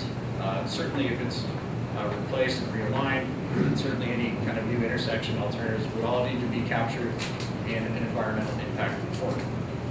The EIR, many of you are probably familiar with what an EIR is, but EIR is required in this case because of the judgment that came down with respect to the lawsuit on the prior project proposal. The court said, "City, you shall prepare an environmental impact report for any project that replaces this bridge and/or realigns this intersection." And so the courts have said an EIR shall be done if a project is to move forward. So the EIR process, again, an EIR is a disclosure document. It's intended to gather input, gather analysis on a variety of issues like traffic. Traffic analysis would be obviously a major component of this one. It also looks at biological impacts, cultural impacts, aesthetics. There's basically a whole slew of issues that would be evaluated. Business impacts. Business impact, thank you. You would think that would be the number one impact. Excuse me? Oh, absolutely. Sorry, I can't. You would think that would be the number one impact on the list, not the last one again. So there's, you know, an EIR, it doesn't, you know, it doesn't weigh the impacts as far as one being, you know, more prevalent than another. It looks at all the issues. And the courts have said the EIR in this case is not just going to look at traffic, it's going to look at the full breadth of issues. So in other words, it's not a focused EIR, but what we call a full EIR. So when we kind of started this meeting tonight, we said, you know, we'd like to take a look from a fresh perspective. An EIR, if there are different options that are being considered, the EIR will look at those options all equally. In other words, you know, a four-way stop, if there's going to be intersection realignments looked at, it would look at a four-way stop, the same as it would look at a signalized intersection, the same as it might look at a roundabout. And all at equal levels of analysis, not putting more analysis or less analysis into any one option. What that allows is for the community and the decision makers, ultimately the city council, to make a decision on any one of those options. Oftentimes you'll find EIRs really look at what they call preferred project. And then they look at alternative projects, but only at a qualitative level. It's not what is termed an equal weight level of analysis. And so this EIR would look at equal weight analysis, which would mean at the end of the day, the city council would be able to make a decision on any one of the options that were evaluated. The analysis would include traffic modeling, simulations. Some of you may have seen these kind of computerized simulation models that can be done, pretty sophisticated. They can take all kinds of different environmental factors, time of the day of the week, month of the year, types of matters into account. And also vehicles, but not only vehicles, but pedestrians, bicyclists as well. On the public input in an EIR, it's kind of sought throughout the process at different stages of the EIR preparation process. So at the outset of an EIR is what's called a scoping meeting, and that's a community meeting. Sometimes they're done as a workshop, sometimes as an open house, to seek input from the community members about exactly what issues are going to be evaluated in the EIR, what intersections are going to be looked at around the area, not just the particular focus, but what other street segments, what other intersections will be looked at in the analysis. For example, all the issues that people think ought to be evaluated in the EIR, that's an opportunity to provide that input. The draft EIR is then prepared, and once the draft EIR is prepared, there's a public review and comment period. And that's typically a 45-day comment period for the community to review the draft EIR and provide comment and input on it. During that stage, there would also be a public hearing at the Planning Commission while the draft EIR is out for review. There's a forum for community to provide input, but also for the Planning Commission as decision makers, or folks in this case who would be making recommendations to the City Council, for them to have input on the document as well. So public hearings at the Planning Commission, public hearings ultimately at the City Council, and then ultimately what's called the response to comments. All the comments that are received are compiled, kind of formatted, and then responded to in the document. And the response to comments and any corrections, additional analysis that gets performed as a result of those comments is what constitutes what's called the final EIR. The final EIR is then presented to the Planning Commission and ultimately the City Council for a decision on the document's adequacy. Doesn't mean that the Planning Commission or City Council are making a decision on a project. It means that they're saying, as far as the California Environmental Quality Act goes, this document does or does not, meet the standard of disclosing all the issues that are expected. And the Planning Commission and ultimately Council would be asked to certify that EIR. Once the EIR is certified, again in a public hearing, then a decision could be made on any particular project. And sometimes that's done at the same hearing concurrently. Sometimes it's done afterward. So lots of different opportunities that we're envisioning here for input throughout the process. It's also where public agencies comment too, like fire districts and ambulance districts and the hospitals also have an opportunity to comment.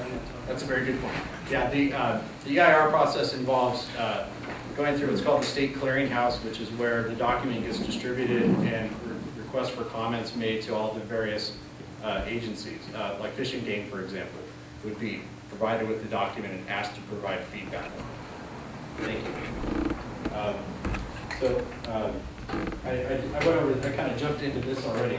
So public hearings for certification of the EIR document, and then ultimately there would be public hearings for any decision on a project.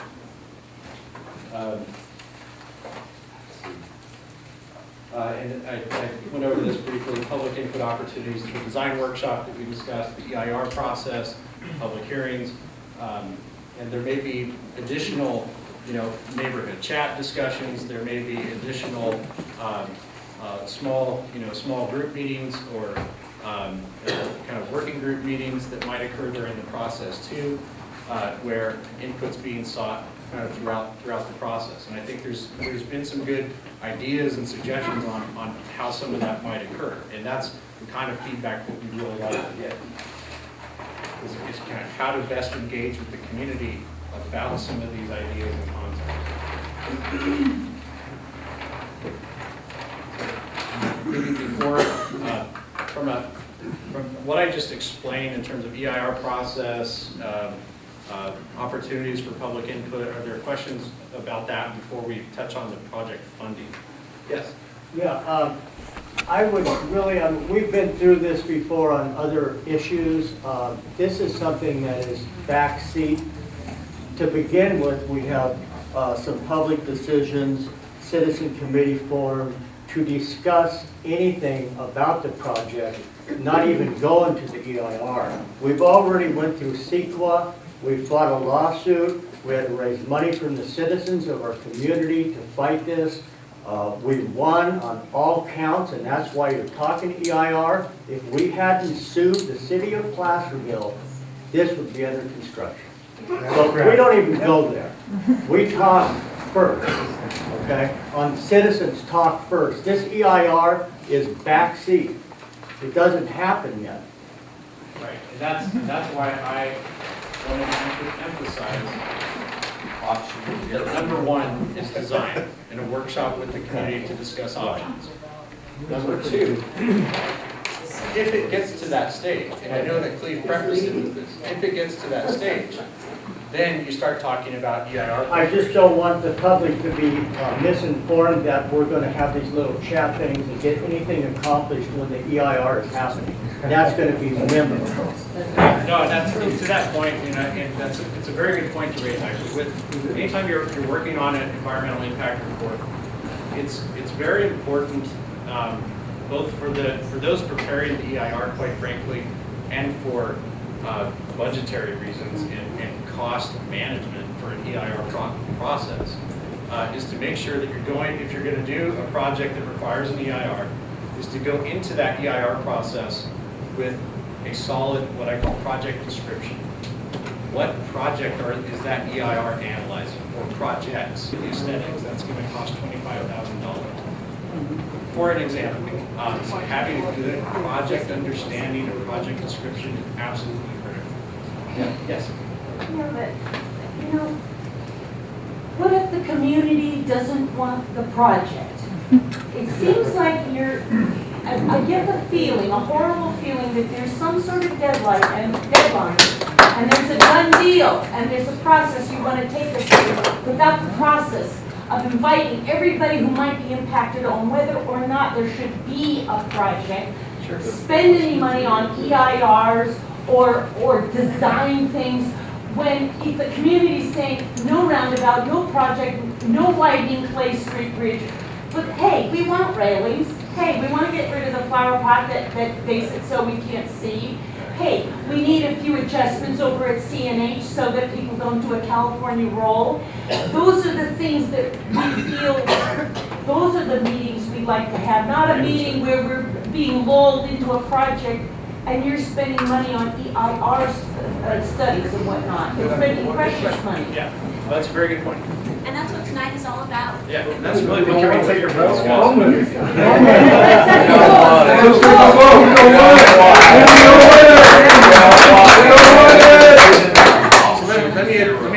Let me address her point, because I'm sure it's something on everyone's mind.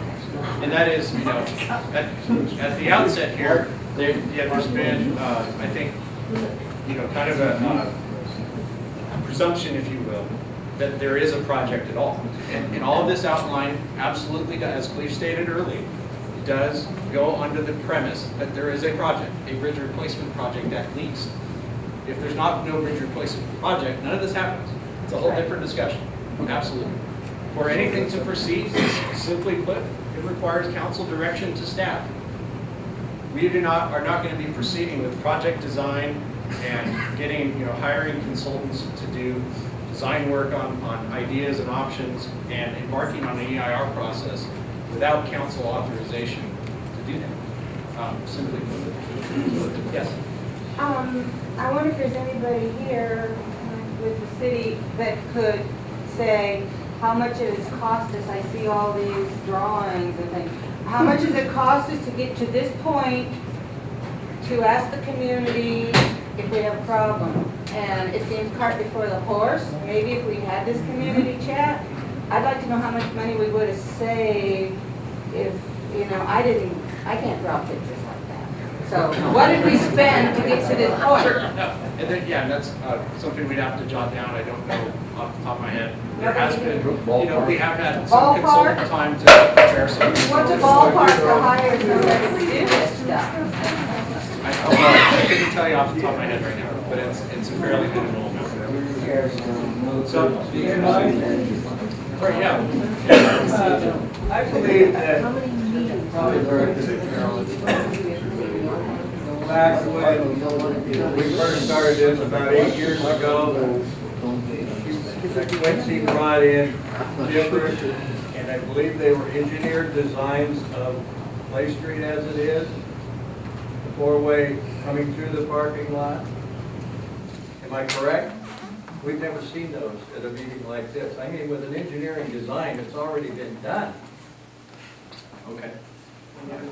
They're buried in City Hall, I know they're there. Yeah, and I know that there was, as Clay noted, and I wasn't here either, but I know that there had been, a fair amount of prior work. That's a start. This is what we should look at, an engineering design, and then we've already pretty well decided. Yeah, and that's all the stuff that absolutely could be brought out at a design discussion with the community, yeah. I know that there's, some folks are kind of anxious to talk about the funding, what kind of funding sources are native here. Looking at maybe, or leave an overview of the funding sources. This gives at least a brief overview of what some of the funding sources might be. I know we've talked about the Highway Bridge Program, which is federal funding, just under $2.5 million that is available. Okay, and that would be just for this project. I know that we had also mentioned other Blair's Lane Bridge, Placerville Drive Bridge. Those are also separate projects under the same kind of program that the city is working on. There's CMAQ funds, which stands for Congestion Management Air Quality Mitigation Funds, and the source on that is fuel tax. Thank you very much. Taxpayer dollars. Yes. Citizens' taxpayer dollars on every penny. We're trying to bring it back to this. Absolutely. As would be the Highway Bridge Program. All taxpayer dollars at some level. Highway Bridge Program, CMAQ, all of these are tax derived at some point in time. The CMAQ is just about $1.6 million. And I think it's important to raise this point because I think there's dialogue out there in the community, misinformation out there, and I think it's important to set the record straight as far as CMAQ money.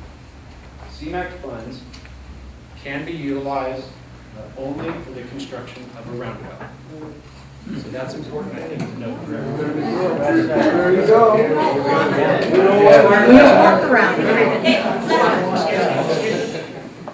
They can be used for other types of projects that involve congestion management and air quality impact reduction.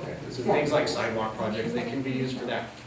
As far as intersection options, like a four-way stop or a signal, the only type of intersection arrangement that can be funded with CMAQ money is a roundabout. So I think that's What's wrong with those people?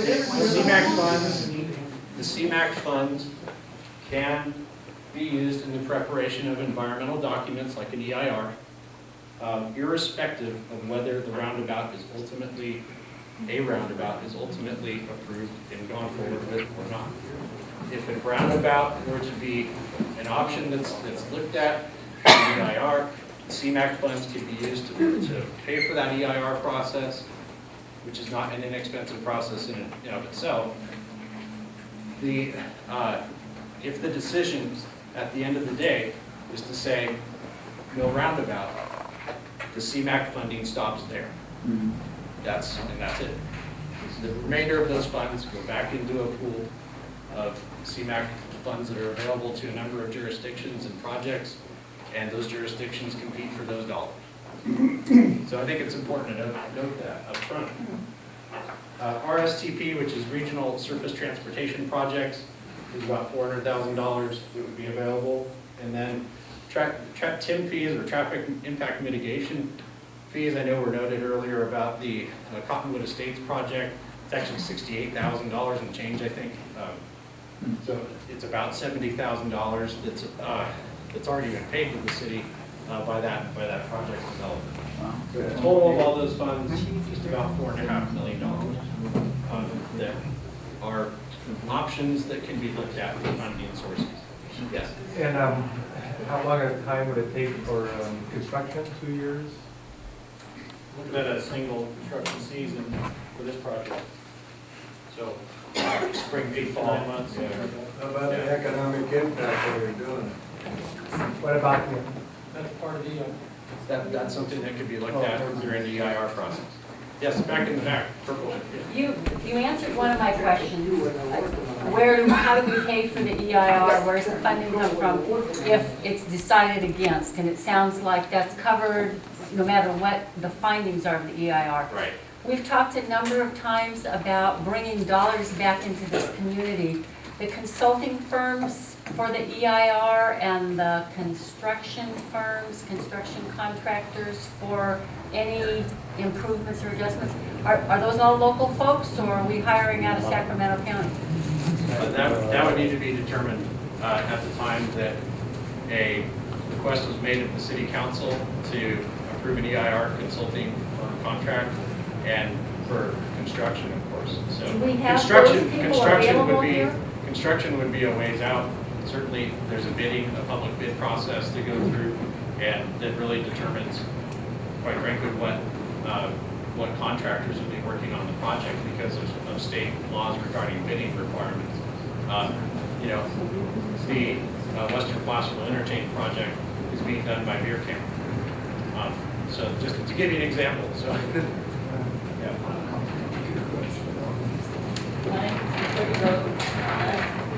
On the Harvard Bridge program funding, are you saying that somebody could negotiate with who's distributing that money to put it on a different bridge than the city? No, the highway, well, perhaps maybe you can explain the bridge project, highway bridge program a bit better in terms of the other relationship to the other projects and other funds. So your question is, could we shift that to like another bridge? A lot of begging, lobbying.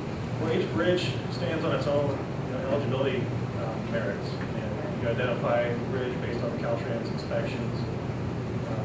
If one pops up as structurally deficient or functionally obsolete, then we should look at replacing this bridge using federal dollars. And the funding is, you then apply for this bridge, the scope, this project. The project is programmed. And no, you can't. So is this with Caltrans or with feds or the city? It's Caltrans staff is local assistant staff. They liaison between federal government and local agencies. On the bridge improvement, is it an all or nothing proposition? And can you do an improvement plan or something like that? Or do you have to do the whole 9 yards? Something short of replacement. Yeah. They have rehab, they have categories, rehab a bridge, something that would solve the problem of whatever it is, structurally deficient. Well, it wouldn't have to be 40 feet wide, and you can still get rid partial. It would still have to meet our goals and policies, our pedestrian circulation, our bicycle, Okay, elevation. so it has to meet these new requirements or the modern requirements. We're not, you can't like make it 8 inches wide.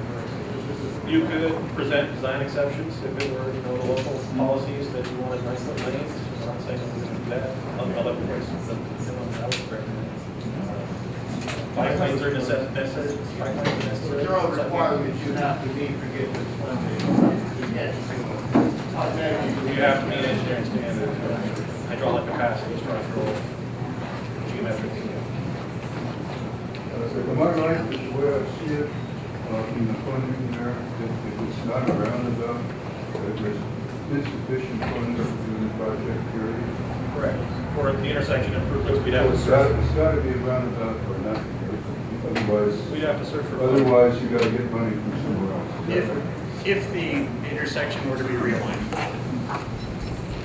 If the bridge is to remain in its current alignment and not shifted Yeah, towards so Cedar Ravine. as far as having conversation, so it'll be a pretty EIR about alternatives. The bottom line, it would seem to me, is that the only feasible alternative from a financial standpoint is a roundabout. because there's no money for any other kind of intersection. Is that right? Well, Other funding sources would have to be evaluated and Yeah. So there's no funding in sight for any other type of thing other than the roundabout? well, no, I mean, there's other, like the RSTP funds, for example, gas tax, there's a number of other potential sources of funding for something other than a roundabout. And doing a four-way stop, for example, is going to be, would be less expensive than a signalized intersection, certainly. I mean, signal heads alone are very, very expensive. Yes, Aaron. The RSTP, you said Regional Surface Transportation. What does that include? Is it like buses and bike lanes, or is it just pavement? Because we're on the gamut, I believe this is not the RSTP exchange funding, this is the federal funding, but What kind of yes, strings are in that?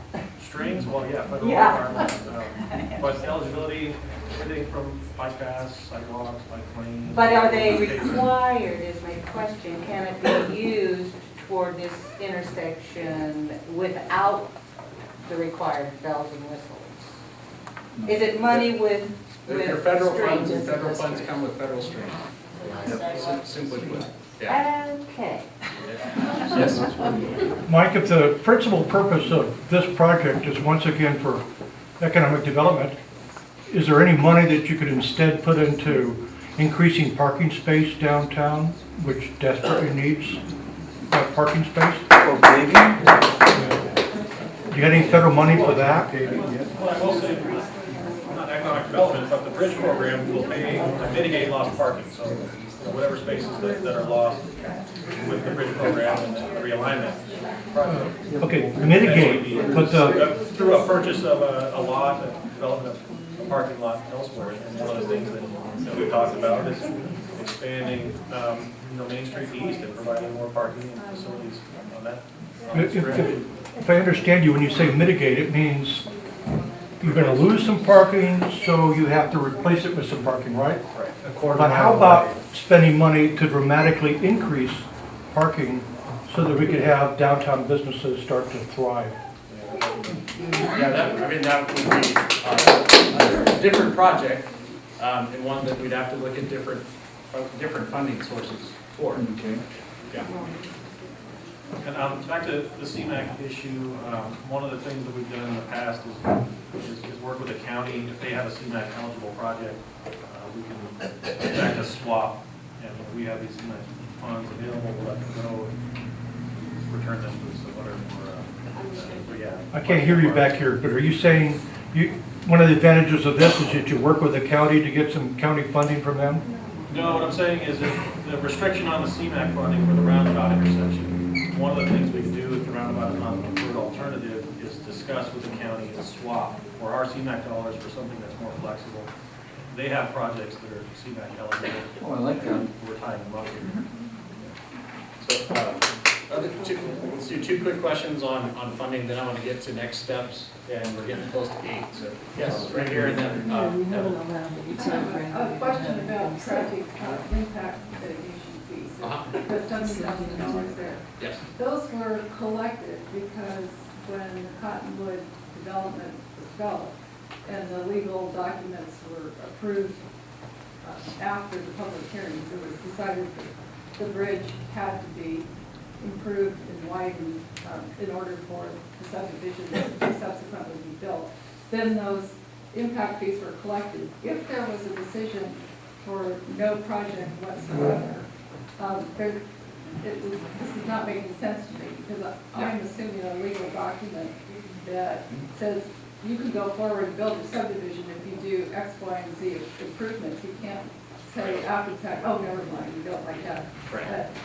But if you said it, if that in fact occurs, do those of us who paid a traffic impact fee, and I have let the audience know, I paid one recently, it was several $1,000s when we improved our home in that area.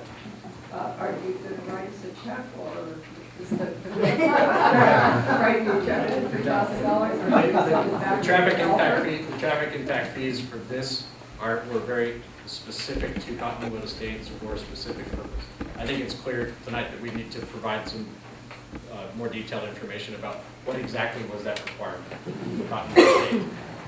The other aspect of your question is, if for example, the Cottonwood Estates agreement or development agreement or mitigation measure required that there be widening of the bridge, and the decision is to not widen the bridge, the city very likely has to pay that money back, perhaps with interest, and we may also have to relook at the documentation and perhaps environmental documentation that brought about or precipitated the need for the improvement in the first place. So it seems like the Cottonwood development then would certainly have a case against the city because that was very well could be seen as necessary and in fact signed legally. So right. It would be that would be something.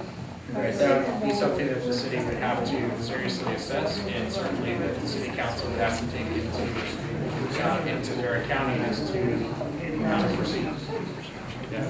So let's go on to your question, and then we get to the next steps for Roundabout. I'm just wondering if in any permutation of this project does eminent domain feature? Eminent domain. You're not going to need to take anybody's property to do anything you're talking about tonight. No, that's not anticipated that the city would need to take or acquire property. Now that said, we're also not into a detailed level of design yet either. So. I have a follow-up on this lady's question on Cottonwood. I live in the area, so I'm fairly well informed. I was there way before those ever existed. It was for improvement or repair. And I think you could just throw them in the same casket. Repair would be an improvement, so there would be no reimbursement. On its face, 70,000, part of that was just for the engineering of how to improve it. You can't rebuild a whole bridge for 70,000. I mean, you got a $4.5 million project here. No bridge can be built for 70,000. It just makes logic sense if you look at the document. From a development standpoint, it would be that project's fair share portion of a bridge project. It's not. And that's simply because of state laws and things regarding mitigation measures, regarding conditions of approval on project. They have to be proportional to the impact created by the project. So a 5-unit project is not going to have to pay for a $4.5 million bridge, for example. They're paying 5 units equivalent worth of impact to that bridge. That's how the 70,000 is derived. So what was the final amount? I believe it's 68,000 and change. No, for the whole bridge. I don't What proportion was it? I don't know right now, but we can certainly find out. So let's talk about next steps.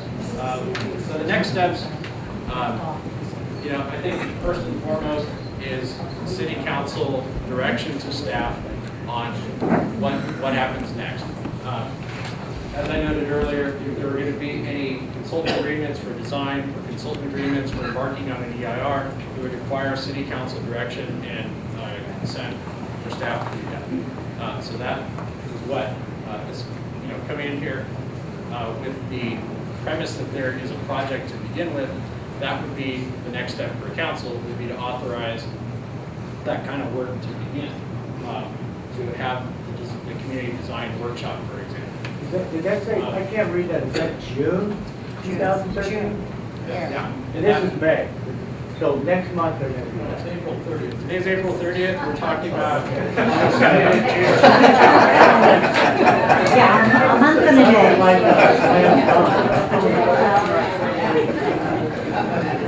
And let me remind you, this is a question to council and seeking direction from council on whether to proceed with these kinds of contracts. It is not, is there a project? What is the project? It is, do we want to proceed? We've been there before. You're new. You have to look at how things work. June is, again, anticipated. It's not set in stone. It might be helpful.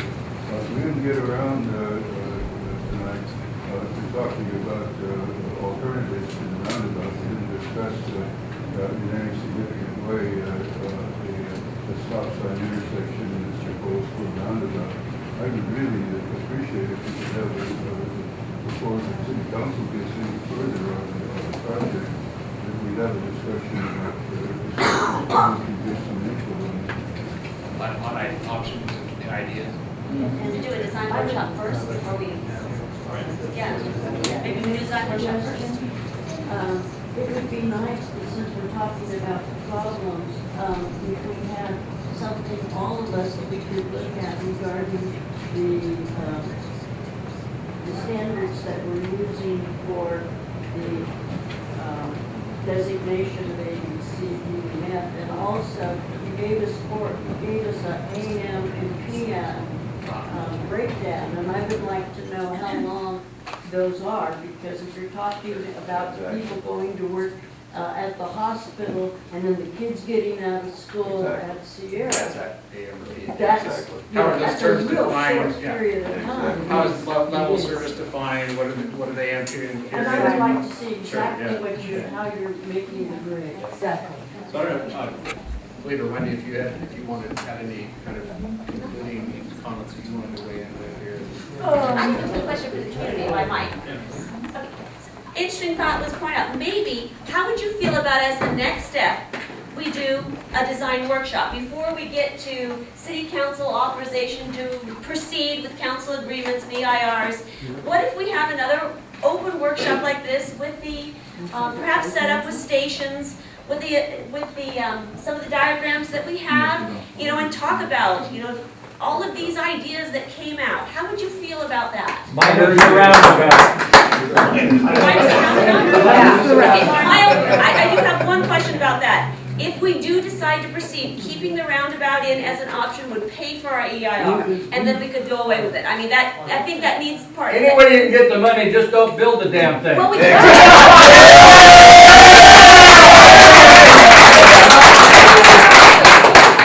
How do we feel about that as a next step? I'd like to finish the meeting tonight because there's a lot of us who've never been heard. And it's already 8 o'clock and you guys are going through all this stuff, but you haven't heard from the rest of us. So are you going to extend this meeting so that those of us who've been waiting until it's time to give our input have a chance to do that? What would you like to, do we want to proceed for what, 15 more minutes? We've listened to them for an hour and I can't see any of those stuff. I'm going to go, Susan, do you have something else you want to say? I do have. I have 4 points I'd like to cover. Thank you. Go ahead. One of them is that the bridge is not only for Hangtown Creek. That is also the confluence where Cedar Ravine Creek comes in. It comes underneath the parking lot. It comes underneath all the way from the Judge Thompson house. It goes underground and comes underneath Clay Street. It comes underneath the Ice House parking lot. It comes underneath the parking in front of the realtor, the title company. And you've got the confluence coming right out of that bridge. I think that's going to be a very, very expensive project to get into. I think that There's some real concerns, let me just $4.5 million There's some real is not concerns gonna do it. about the structural stability of that underneath the Cedar Ravine Creek coming down. And that's one of my concerns. If we get into this, that's something we will have to tackle. And I don't think $4.5 million will do it. May not, you might be right. But it also lends to think about, do we wait till that actually collapses before we do something? Do we wait until we have a sinkhole and a car collapse in the middle of it, or do we fix it ahead of time? But it's something I think we need to consider, and it hasn't been brought up yet.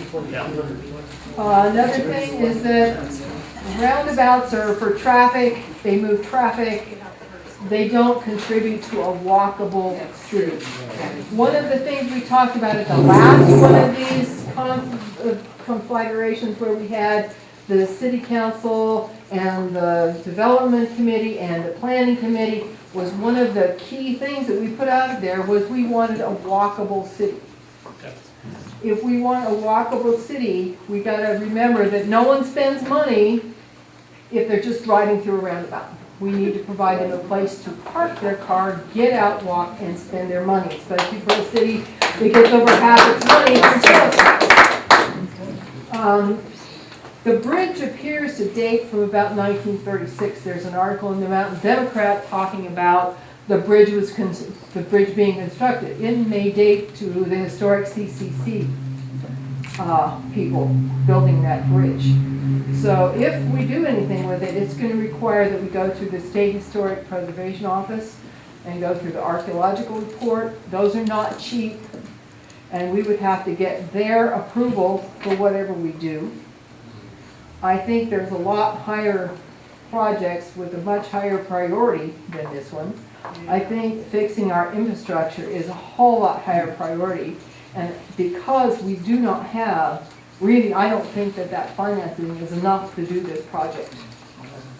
And in that case, I would say let's put our money into, maybe we do need to do something about Cedar Ravine before it collapses, but maybe doing this whole project may not be the thing that will fix that.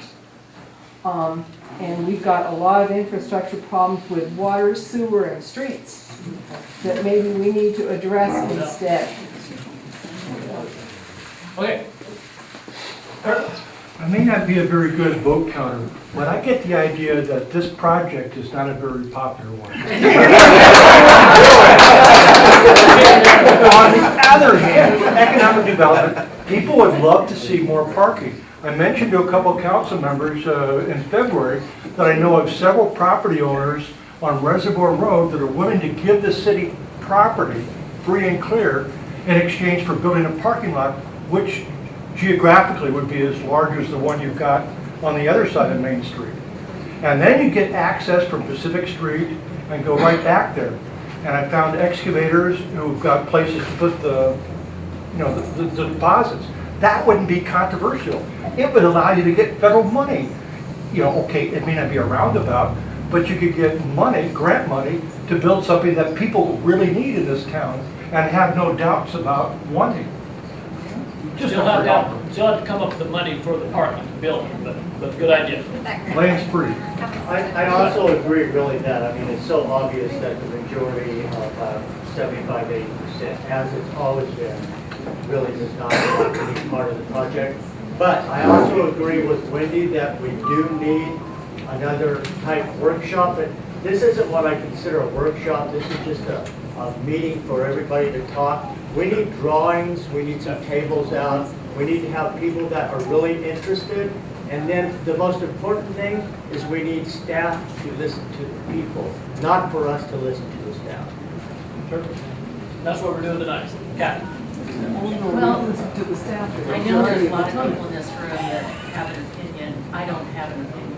And I would appreciate more information and more analysis. I also know our community has 10,000 people in it. Yes, a lot of them are children, but everybody isn't necessarily represented in this room that is affected by it. And I know too that a lot of people maybe in the room don't even live in the city. It isn't just what's in this room, I don't believe, that is the answer to the solution. I also think if the city does do a design workshop, which I really think you should, I think you need to hire a consultant. Sure. Yes. I've had a business on Main Street for 30 years, and I just would like to see the city be a little more supportive and give a lot more votes to the 7 or 8 businesses that are going to be hurt by that roundabout, because this is a historic town, and I go through that intersection several times a day for 35 years, and I've never had to wait more than 4 cars in a row. So, you know, I just would like to see the city be supported, more supportive of the businesses that are affected than a project that somebody's going to make a bunch of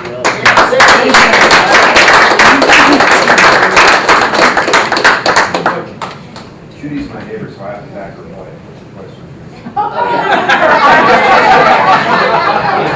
That is a good neighbor. Okay, well, I guess my point is that before we get involved in spending staff resources, hiring consultants, doing all of this to come up with 5 different designs. I think the decision has to be made. First of all, A, do we want to improve the bridge or rebuild it? Because there is money for that, and we might get sued if we don't. Okay.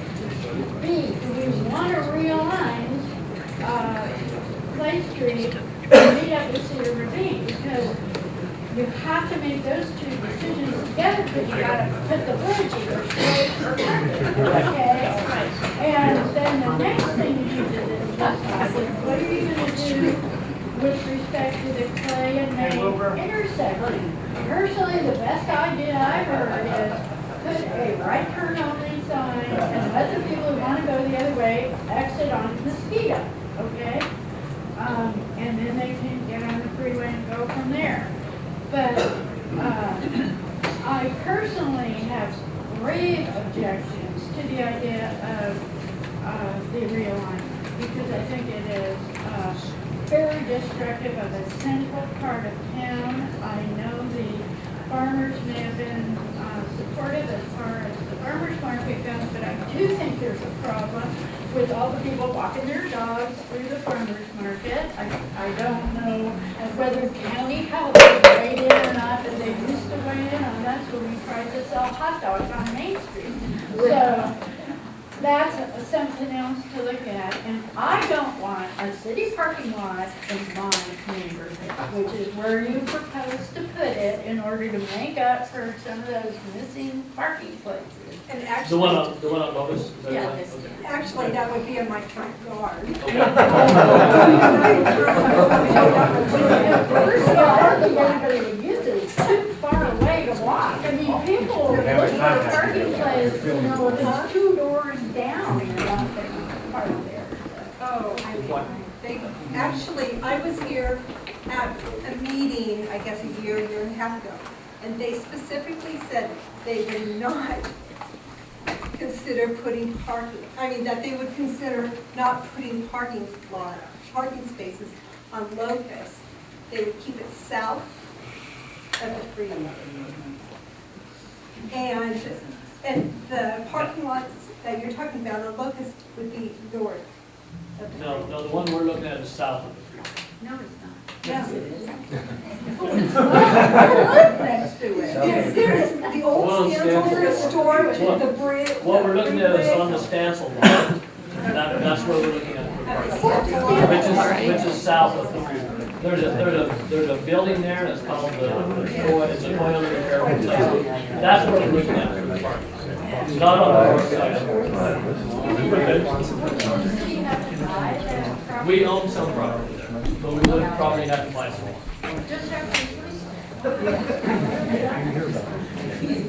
Yes, Michael. That property you're just mentioning, do you lease it or own it outright?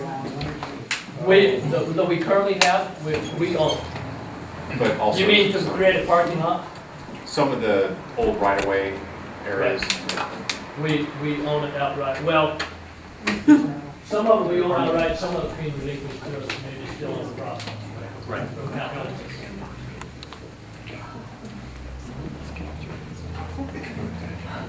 Yes. Just quick, back to the Clay Street Bridge. Yeah. In favor of pedestrian, bike, separate thing?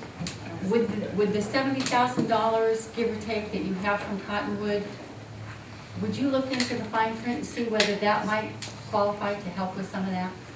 Oh, sure. Since the bridge funds from whoever the other one is, the federal bridge funds wouldn't necessarily put in a bike path, but that $70,000 might Could be, yes.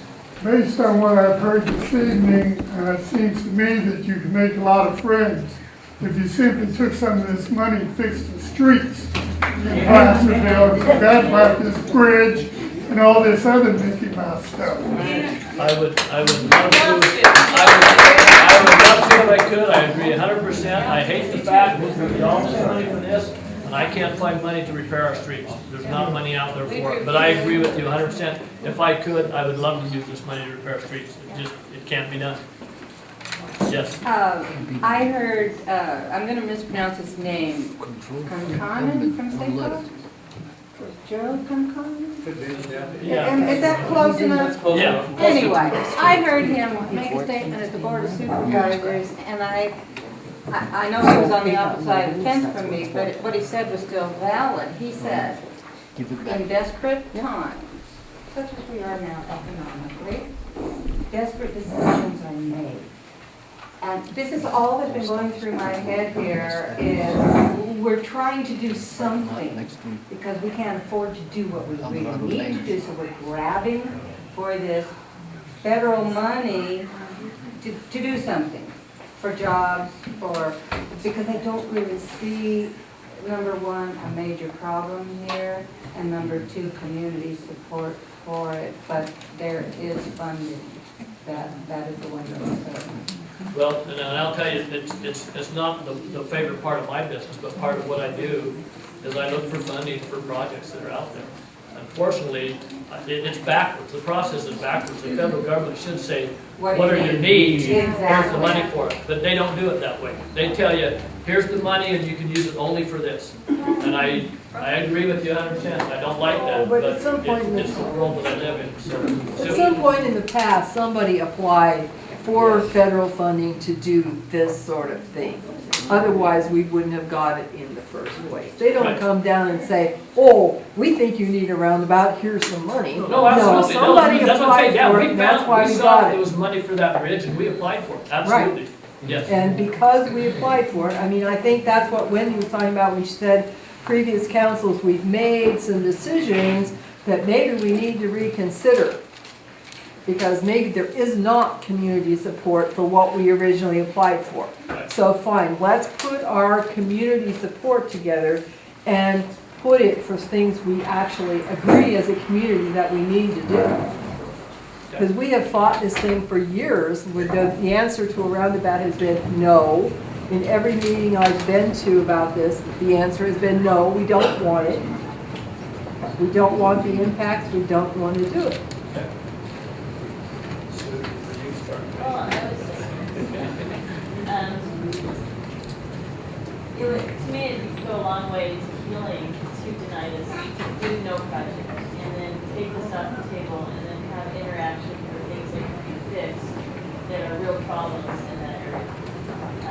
My issue with the original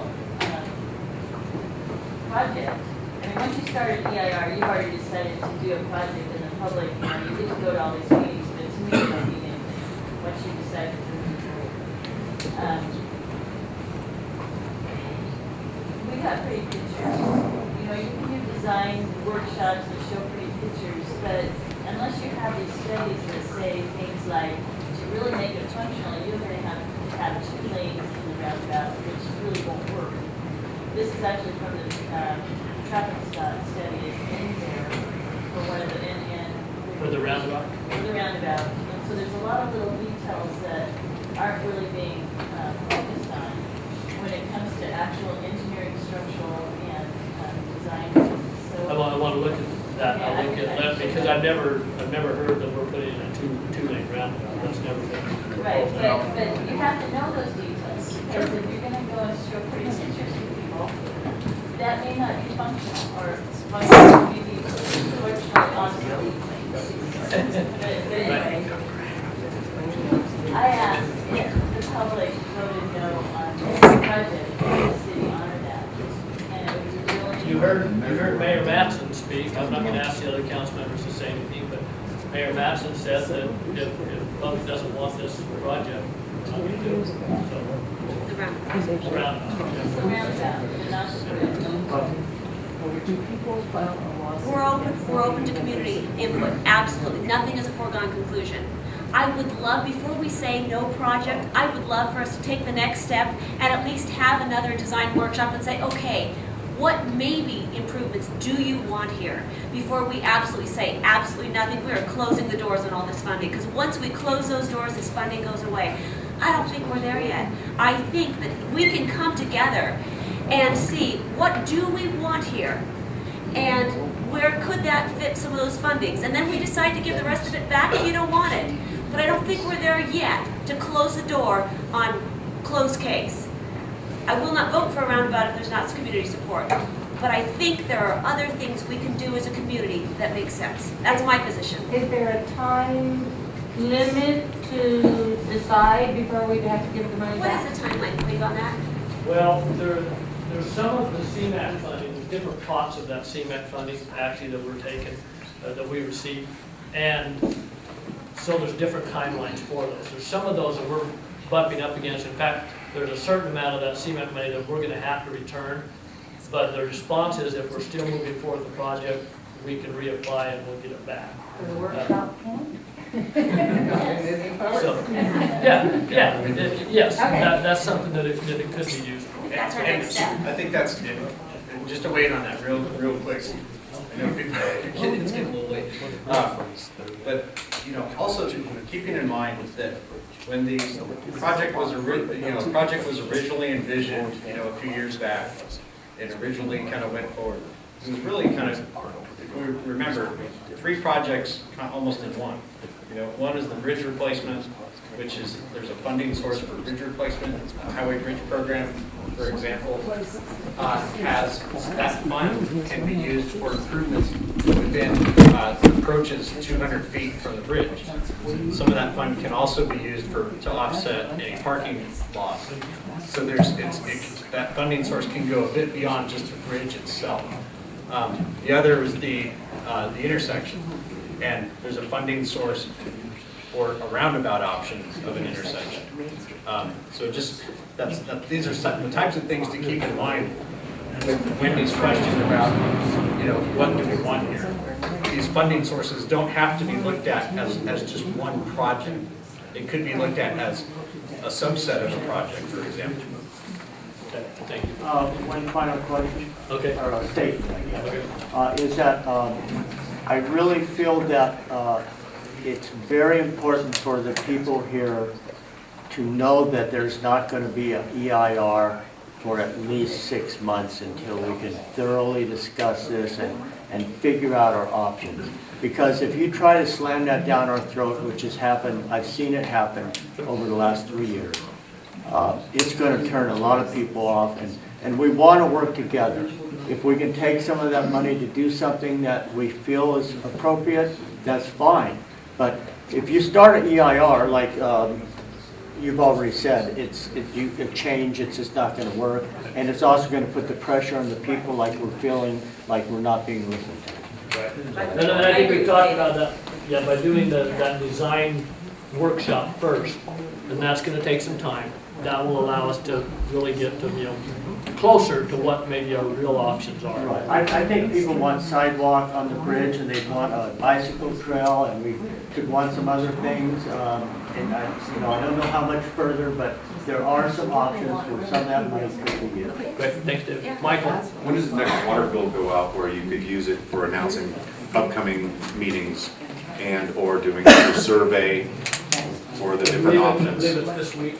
And I think it's full. We've already got some things in that are taking that one. But we have other ways of getting the word out. We can continue to look at it.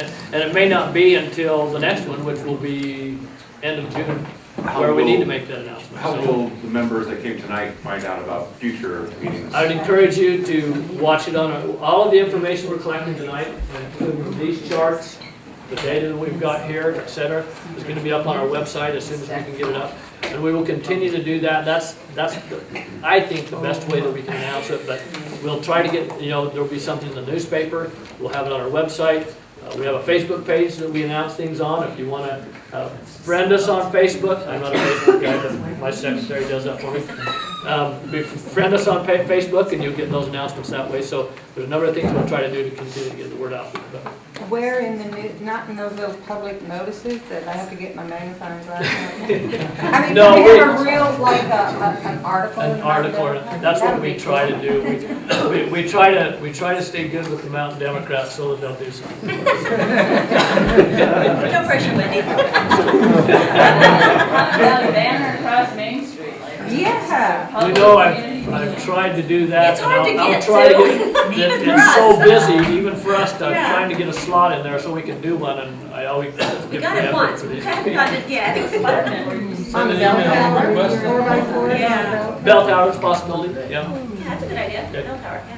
I think we're about wrapped up here. Thank you very much for coming, I appreciate it. Good discussion. Yeah. And we're ready to go back and look at what the next step is. I think it's gonna be to go to the council, we'll go to the council and get their input. And I think it's gonna be something in the range of, let's do some more public meetings along the lines of the workshop, design workshops, et cetera, to see where we go. So I appreciate your coming out tonight, and we'll let you know.